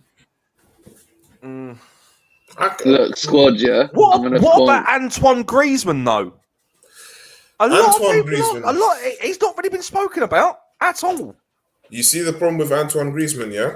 The problem, in my opinion, as well, I love Antoine Griezmann, but I feel that move to Barcelona pretty much, I won't say ruined him, but it set him back. He's played the best football this year since moving to Barca. Are you serious? What, for the Euros? No, I think I'm talking about in general. Like, since he's moved, his first season at Barcelona was tragic. There's not. Okay, fair enough. I could give that. This season, he's up that level a little bit. For me, like the Griezmann move to Barcelona was very much like the Fernando Torres move from Liverpool to Chelsea, where you take a player of that caliber and you put him on a pedestal, and then they don't perform, and then you wonder why you're not getting the best out of him. Yeah. Right. I've got a little stat for you. And I'll touch on the Griezmann one and what I think of that one. João Felix, 31 games, 7 goals with 5 assists. He's world class though. I don't think he's world class yet. I don't think he's done enough to prove to me that he's world class. He's 19. He's 19. This guy's got. It's like saying Saka's world class, and I'm an Arsenal fan, but he's not world class. He's future star in the making, man. Future star in the making. Yeah, no, 100%. Same with João Felix. He's also a future star in the making as well. Yeah, but this is the thing. With João Felix, I think he needs to be coached correctly. Same with Bukayo. Same with all these young boys, because we've seen some youngsters come through over the last 10 years and they've come onto the scene bursting, and everyone's like, "Oh my God, he's going to be the next best thing." And where are they now? Look at one name I'll never forget, and I remember everyone talking about this guy. Do you not remember Stefan El Shaarawy? Yes. Oh, that's so yes. Everyone was talking about him because he had 94 pace on FIFA. Yeah, I remember him. Everyone was talking about him. Yeah, he's going to be the next Messi. He's going to do this and that. Where is he now? Because I don't know where he is. For now. He's playing for Roma. The last time I saw him, he was playing for Roma, but I think now he's playing in the Chinese league. Don't quote me on that, though. But touching on the Griezmann situation, I think going to a team like Barcelona is always going to be difficult when you've got someone like Messi there who is... plays for Roma right now. Yeah, so in terms of Griezmann's transfer, I think going into a club like Barcelona, you're always going to find it difficult because you've got Messi there, let's be honest. Every goal Messi scores, everyone highlights it. And what Griezmann does, maybe to give assist to Messi, will not get as highlighted as much because it gets taken away from the goals that Messi has scored. So for me, in terms of Griezmann, I think I agree with Josh in terms of the maybe it was the wrong move for him. Maybe he should have stayed at Atletico and put his name out there a bit more, and then maybe done that move when Messi isn't there. Because let's be honest, for me, a prime example for one of the most underrated goal scorers in for a long time is Karim Benzema. Real Madrid. Oh, don't even get me started. When Ronaldo was there, Just been when Ronaldo was there, let's be honest. Let's be honest. When Ronaldo was there, when did you ever see anyone talking about Benzema? Nope. But I guarantee me you, when I bought him on FIFA. yeah. Yeah, there we go. Me too. And I watch a lot of like documentaries and stuff, and Ronaldo said in one of his films that the main reason why he was so good at Real Madrid was because of Benzema. Yeah. The way he would link up the play with him and what he would do for him off the ball. Benzema for me is a very underrated goal scorer, and for me, France bringing him in this year into the Euro squad is going to be massive for them, because like he scored 2 goals against Portugal as well. Obviously, we know one's a penalty, but he still got to score it. That pass from Pogba that he played to Benzema, he still got to finish it. I know. For me, it was a fantastic finish. Yeah. When on the subject of Real Madrid, I'm going to throw another name in the works. He's the only Austrian player on this list, and that is David Alaba. Okay, David Alaba. How do I feel? 13 years of servant at Bayern Munich, signed for Real Madrid at the end of last season. Yeah. That one, do you know what? I feel like I saw that one coming. A lot of people were quite doubtful of the fact that he was going to go to Real Madrid. I saw it happening. And I feel that move to Real Madrid, obviously he's going to be succeeding Sergio Ramos as he's actually leaving Real Madrid this season, I believe. He's leaving in the summer this season. He's leaving this summer. So he's not going to be a Real Madrid player for very long. Yeah. So he's leaving Real Madrid this season, I'm sure. And, we're going to have David Alaba succeeding after him.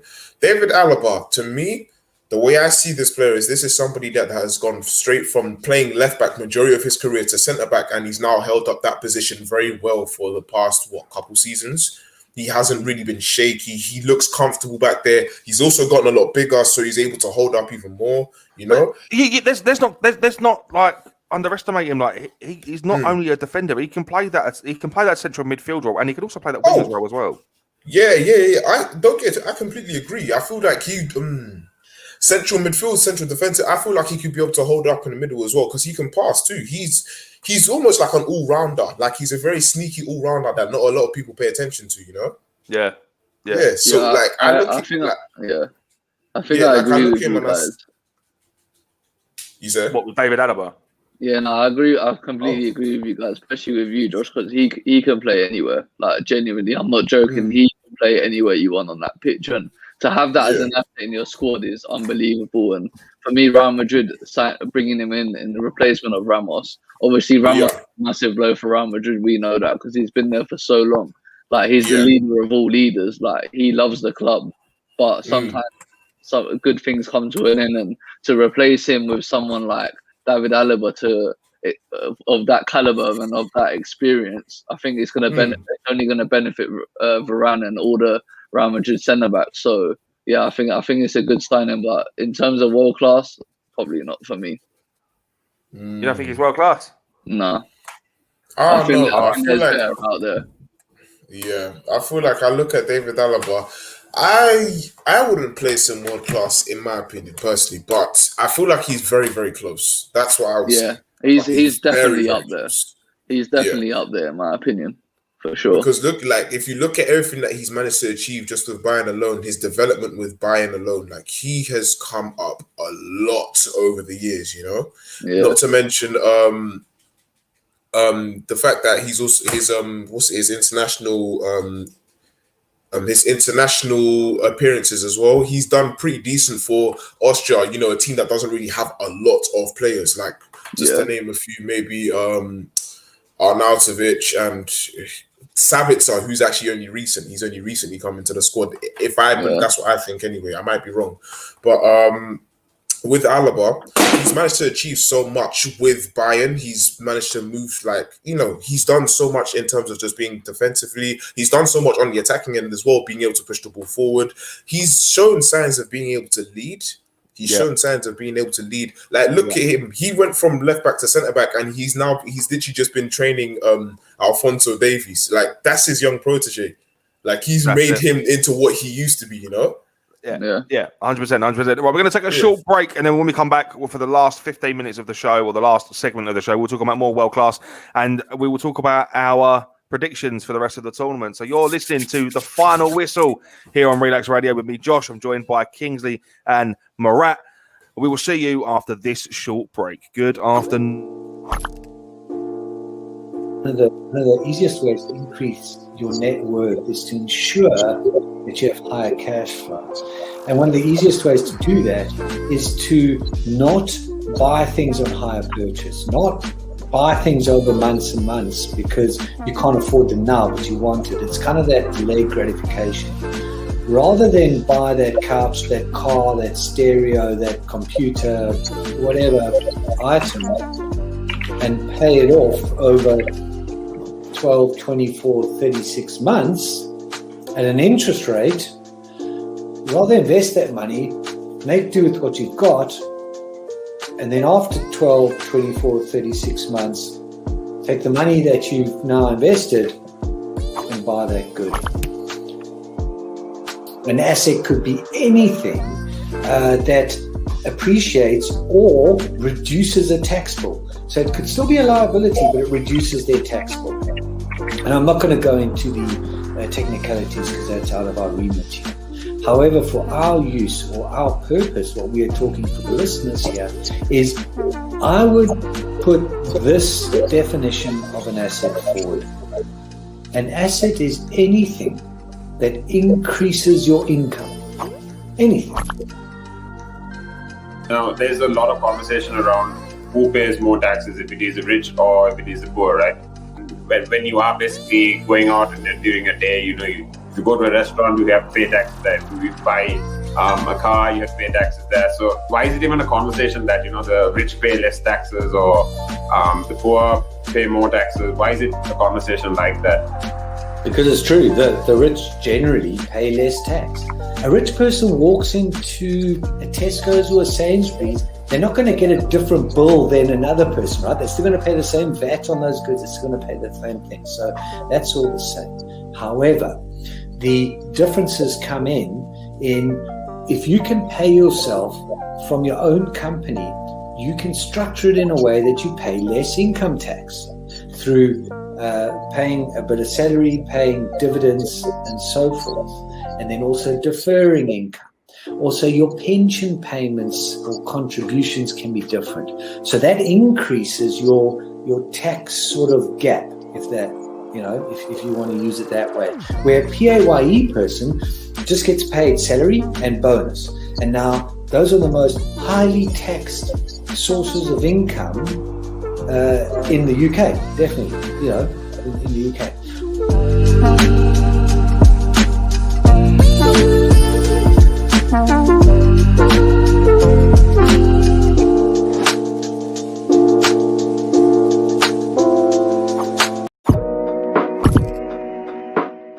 Now, there's a lot of conversation around who pays more taxes, if it is the rich or if it is the poor, right?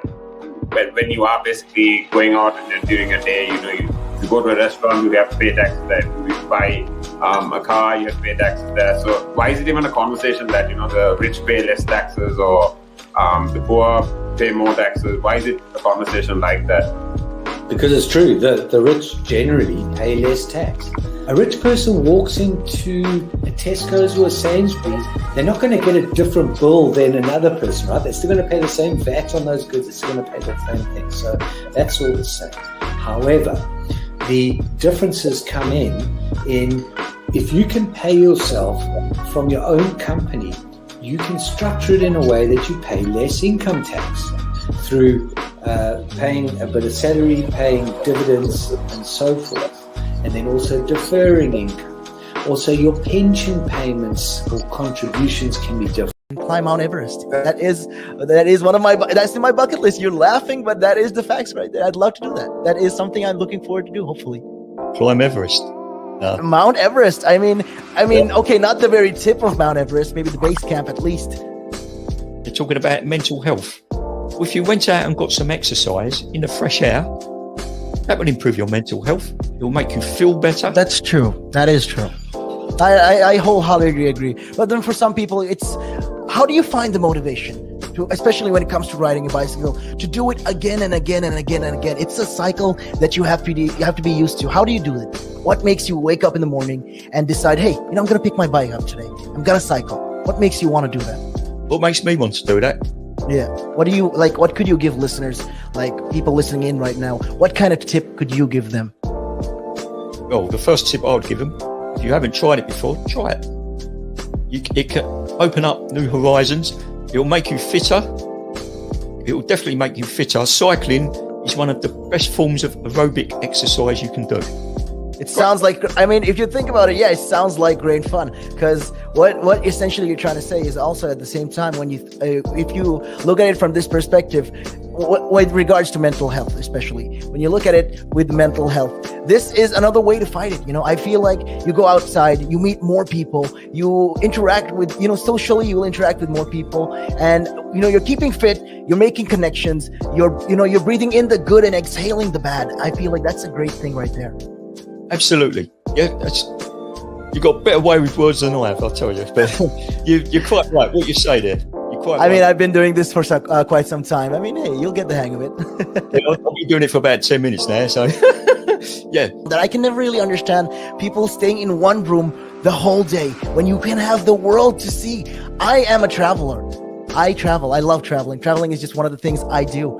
And yeah, on top of my bucket list was, to one time, hopefully when I get there, go to Nepal and climb Mount Everest. That is one of that's in my bucket list. You're laughing, but that is the facts right there. I'd love to do that. That is something I'm looking forward to do, hopefully. Climb Everest. Mount Everest. I mean, okay, not the very tip of Mount Everest, maybe the base camp at least. Base camp, yeah. At least. Would you be able to cycle there? Oh.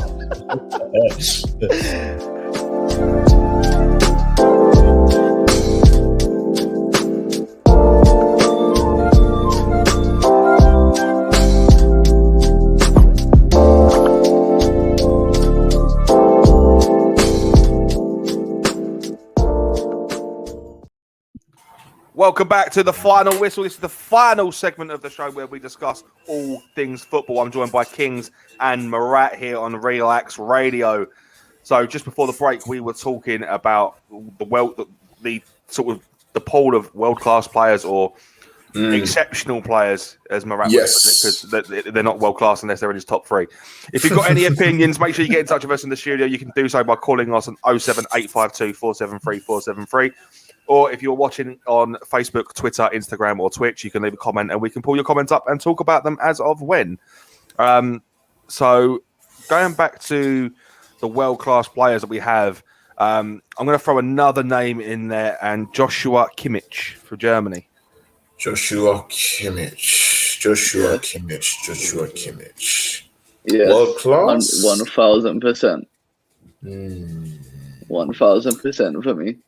I look at Joshua Kimmich as the successor for Philip Lahm, in my opinion. I don't know if anyone else would agree, but I feel like he reminds me of Philip Lahm, to be honest. The thing is that he don't even play right back now. He plays CDM. Yeah, but he can play. That's the thing. He can play. He started off playing right back, didn't he? Yeah, he did. Yeah. Yeah, he started off playing right back. He can play right back. Kimmich can play that right back position, but he's played more in a central midfield role. Yeah. I personally think he's 26 years old. He's one of the best defensive midfield players we're going to see for a long time. Indeed. And I mean, he's just a natural leader, isn't he? Like he's got that spirit that you'd expect from a player, where all he wants to do is win, and all he wants is the best result. And he's got the skill. He's got the skill. He's got the technical ability. He's able to see good passes. He can hold up the midfield pretty well. He maybe it's just me, but I feel like he's got a very very silky touch on the ball as well. He's able to get everyone involved. He's just he is literally just the definition of just a football, like an actual football player. Like, to me, he's just like a football player. Like, everything about him is football. He's just dead center, straight on. This is what we're gonna do. We're going for the win. Hammer and tongs, we must fight. Yeah, 100%. What about you, Murat? Where do you stand with Kimmich? I completely agree with Kings there. I think Kimmich as a footballer, I think he's got everything in terms of going forward. Like, obviously, you touched on Josh. Like, he can play right back as well, and I'm sure he'll be as good there as he is in center defensive mid. So yeah, I think for me, definitely he's up there. I don't think he's better than Kante, but I'd put him second. Yeah. Another right. So the next name I'm going to throw out there, 24 years old, plays for Belgium, Yuri Tillmans. Oh, Yuri Tillmans. I'm glad you mentioned this one. Oh, he's what you'd expect from a midfielder. He can create the goals, he can score the goals. Yeah. But then again, with just the knowledge of and defensive awareness that a player that he has, he can stop them as well. Yeah. In terms of Yuri Tielemans, I don't think he's world class yet, but he definitely has the potential to be. He's up there. He's 24. He's 24 years old, man. He's 24 years old. Yeah, I think what he's done for Leicester this season is definitely not questionable. It makes me absolutely sick to the back teeth that the majority of these players are younger than me. They're younger than me. Do you know what? Yeah. Do you know what? You see, I look at Yuri Tielemans and I see I can give it maybe 3-4 years and he will be in the conversation for, I'd say, top 10 centre mids, maybe even top 5 in my opinion. I feel as though like he's got that technical ability. He's very silkenable. He knows how to dribble. He can sort in a very beautiful pass. He's got so much power in his legs.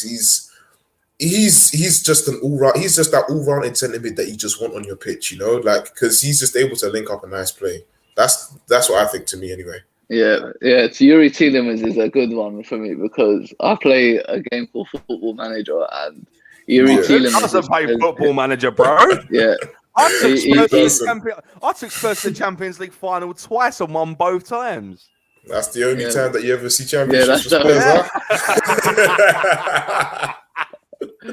But no, obviously we all play Football Manager, and people that play the game know that Tielemans has been a wonder kid for a long time now, and this is another thing I want to touch on. Yeah, like I want to just give praise to Leicester's recruitment after losing players like Harry Maguire, losing players like Riyad Mahrez, N'Golo Kante. It's not even just that, man. Like there's that horrific helicopter crash, bro. Like that. I think Leicester are a club that everyone loves. They've picked themselves back up, and the one thing I love about Leicester is it's run by people who actually love the club. Yeah, exactly. It's not just run by people that are so money fueled. Like, take a look at Arsenal. Stan Kroenke. That guy only cares about how much he can make. He doesn't care about the actual football that goes on. He's not concerned about all of that. He only cares about money. That's the reason why Arsenal can't buy players, because he always wants to keep money. Like, he's only ever concerned about that. Like, you look at Leicester and you understand to love the club so much because they care about the fans and the fans care about the club. It's like a partnership that goes hand in hand. That's the reason why, in my opinion, I feel like Leicester is loved by many, even people that don't even support the team. You know, I love Leicester. Yeah. I mean, I don't love Leicester when we play them, but I mean, who does? if your team's playing Leicester at the King Power Stadium, you're not going to sit here and say, "Oh, I absolutely love how Leicester play." You want to beat them, and I think any team goes to Leicester.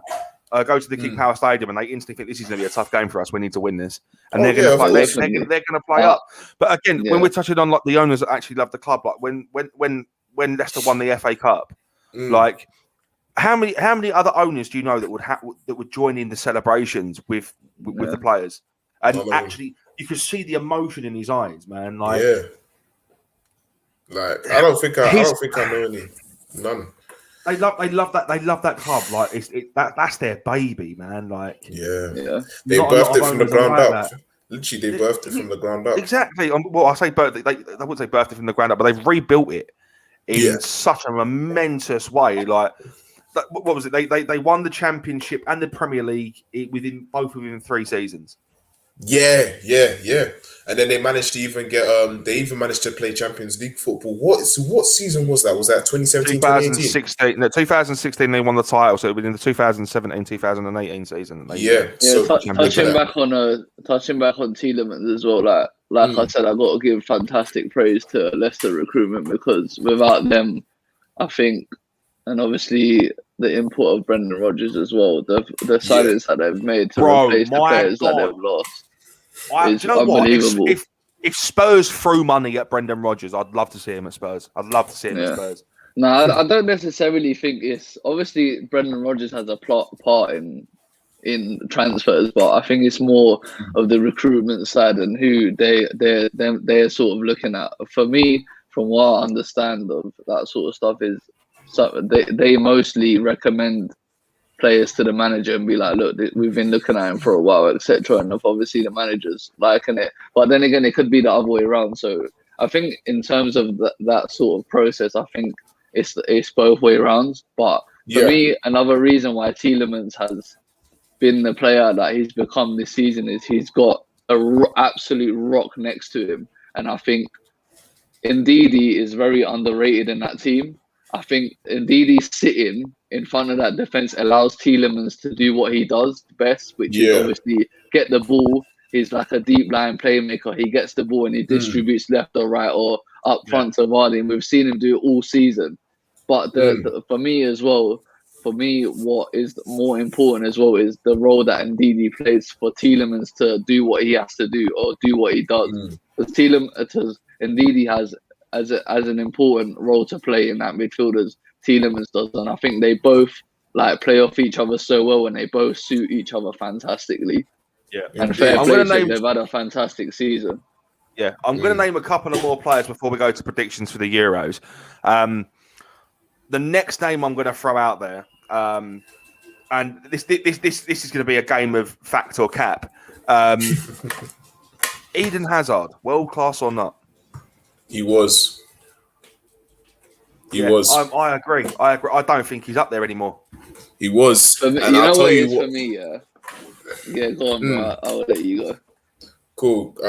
The reason why I say that he was is because you look at the amount of years he spent at Chelsea. Look at before he left Lille, so you can see the type of player he was becoming, the potential that was already riding on his name. He came to Chelsea in, I'm not too sure when he came to Chelsea, but he was at Chelsea for like 10 years. So yeah, he was at Chelsea for about 10 years. Oh, okay, cool. So I'm gonna go 2012 season. Oh, 2012 season. Okay, cool. So around 2012 to 2019, he played for Chelsea. So he's there for 7 years. Yeah. So we'll look at 2012, 2013 season. That was when that was his I think his first season, more time. That was it. He came in fresh. You can see the type of player that was the type of hype that was already behind his name. He came to prove a point. 2012, 2013, he was doing well, building up. He still he just kept on getting better and better and better and better. Come to what year was it that Chelsea won the league? They won it loads of times. Yeah, within that 7 year span, I believe it was when they would have got in Kante after they bought him from Leicester. Yeah, because Kante won that. The league, it would have been 2017. Yeah, so 2017, you can see Hazard had. Correct me if I'm wrong, or tell if you disagree with me. Fine, but I feel as though Hazard pretty much carried that Chelsea squad 100%, for about maybe 2 or 3 years. Yeah, especially within their winning, especially during that winning season as well. Hazard carried that squad on his shoulders. Hazard is not a big guy; he's pretty small. Hazard carried that team on his shoulders. No, but he's got that crackhead mentality that we speak about, man. He wants to win games, man. He's naturally competitive. Oh yeah, 100%. He carried that team on his shoulders and he managed to get them to a title. No, not on his own, because obviously it is a team game. But Hazard carried that Chelsea squad, even when during their losing season when they finished 10th. He carried that team on his shoulders. Now, you see the type of player that Hazard had become with Chelsea. When it got to the point where it was enough was enough, because Chelsea weren't able to get anything, it was time for him to go to Real Madrid. As soon as he got to Real Madrid, he goes to Real Madrid, and then Real Madrid have their worst season, where it's the first time that they haven't won a trophy in the space of 10 years. Yep. And then on top of that, it was also riddled with injuries. So Hazard didn't even play that much that first season, I believe. He didn't play that much that first season. No. So it was riddled with injuries. And not to mention, everyone knows about how Spanish food over there is really good. You can see he started gaining weight. So on top of that, he became a lot more lazy. He wasn't doing too much, just... He's coming to the end of his career, though, man. Like, he's 30 years old. We've had this discussion about multiple players before. Like, you cannot expect someone to stay world class forever.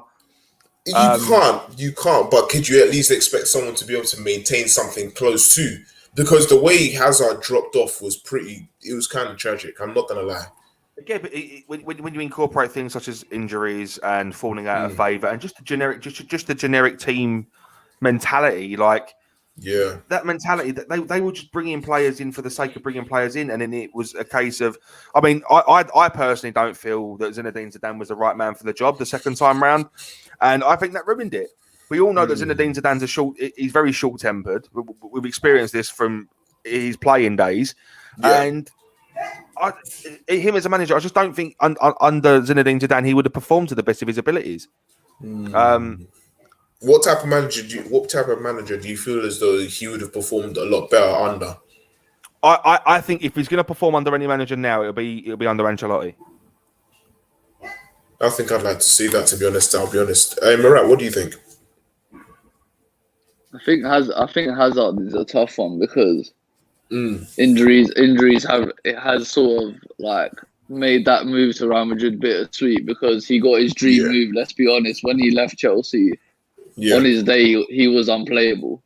It's like when Alexis left Arsenal. Like for me, when Alexis left Arsenal, he was probably the best player in the Premier League at the time, in my opinion, and he was fantastic. And I think it's the same with Hazard, where when he got his dream move to Real Madrid and he was riddled with injuries and stuff, like it just made it bittersweet. And I just feel like ever since the injuries, like he just hasn't been able to like get back on his feet, if that makes sense. Yeah. With a little bit shorter time. The team. With a little bit short time, so I'm going to throw one more name out there. We're going to have a quick 30-second discussion, and then we're going to go to predictions and then end the show. Last name I'm going to throw out there, another Belgian player I think is the one to watch this season, Kevin De Bruyne. Agreed. Without a shadow of a doubt. Without a shadow of a doubt. World class. Flopped, straight up. If I remember rightly, he flopped at Chelsea. Yep. Went back to, was it Hamburg? That's it, Wolfsburg. That's the one.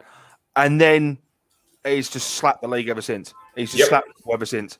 And I know Chelsea are definitely kicking themselves thinking, crap. Like, look at what he's turned into, you know? This is the thing. Chelsea are one of those teams that they either makes or breaks a player. We've seen it with the likes of Fernando Torres. Exactly. And Andrew Schürrle. When Schürrle played for him, he wasn't great. Schürrle's now retired. Which is crazy. That is crazy. Absolutely crazy. De Bruyne, he's the epitome of a central attacking mid who can dribble easily. I can play everywhere. I can play absolutely anywhere on that pitch. He is strong. He's even got a bit of defensive quality to him, and he's solely an attacking player. He's more of an attacking midfielder than he is defensive, but he can defend. Not to mention his passes are they are so sublime. Absolutely so sublime. I don't know how he's able to pinpoint such passes like that, but he is incredible. Let's not even forget about the fact that he's also incredibly humble on the pitch. He doesn't show off too much, you know. He literally just does 1, 2, let's get going, boom. He's also a bit of a fairy.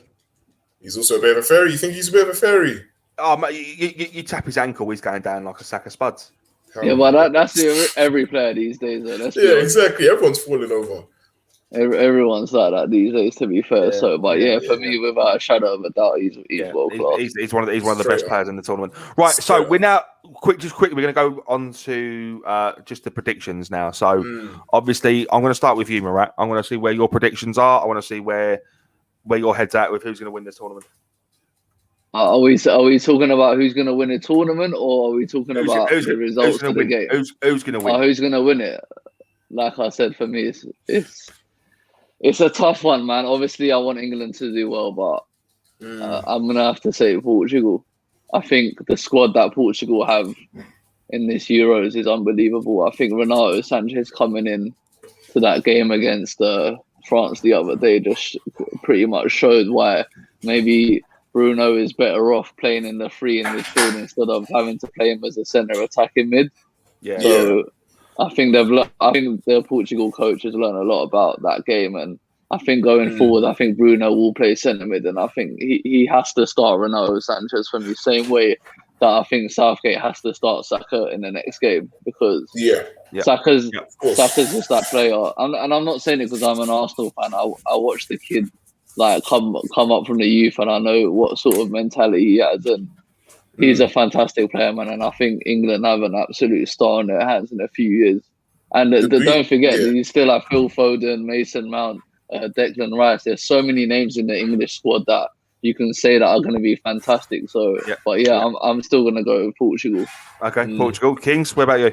I think if I'm going to be very honest, and I don't want to sit on France because they just came off of a title win, but I'm either picking France or I'm going to pick... Oh, this is a tough one. Oh, this is a very, very tough one. I feel as though I want to pick either France... I'm going to go with France. I'm going to go with France. You're going to go with France. Obviously, the reasons behind that would be just the depth they got in it.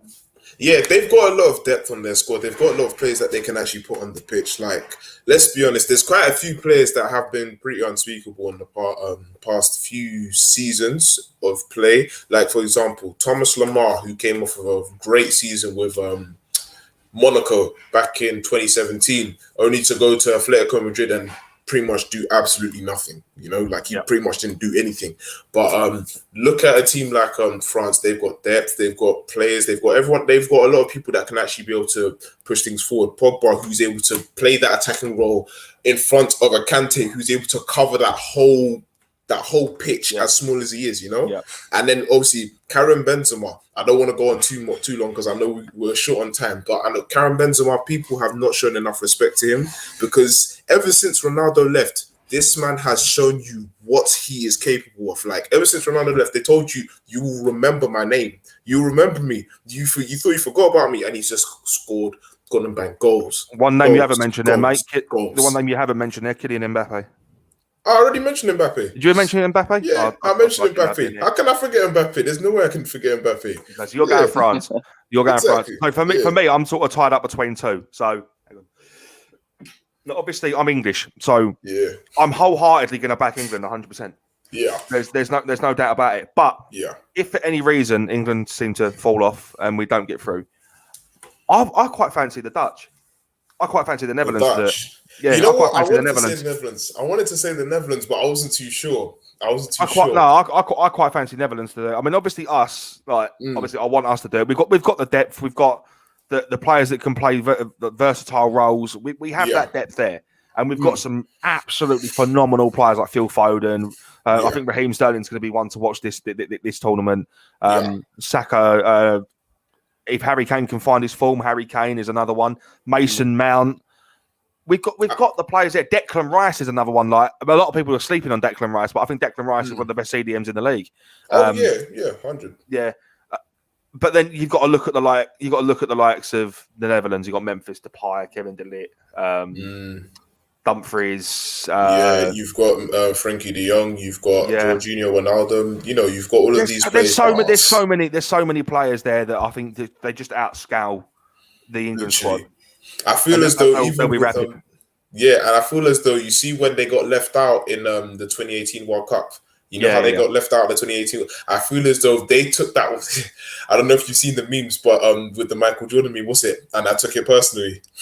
Yeah, literally. I feel like they took that personally to show you guys will remember that we're actually about the stuff that we say we're about. And since then, all you've just seen is just highlights of them just doing people internationally, just going off every single time. If I remember rightly, they did North Macedonia with like 7-0. Yeah, in one of the qualifiers for the world for the Euros. But there we go.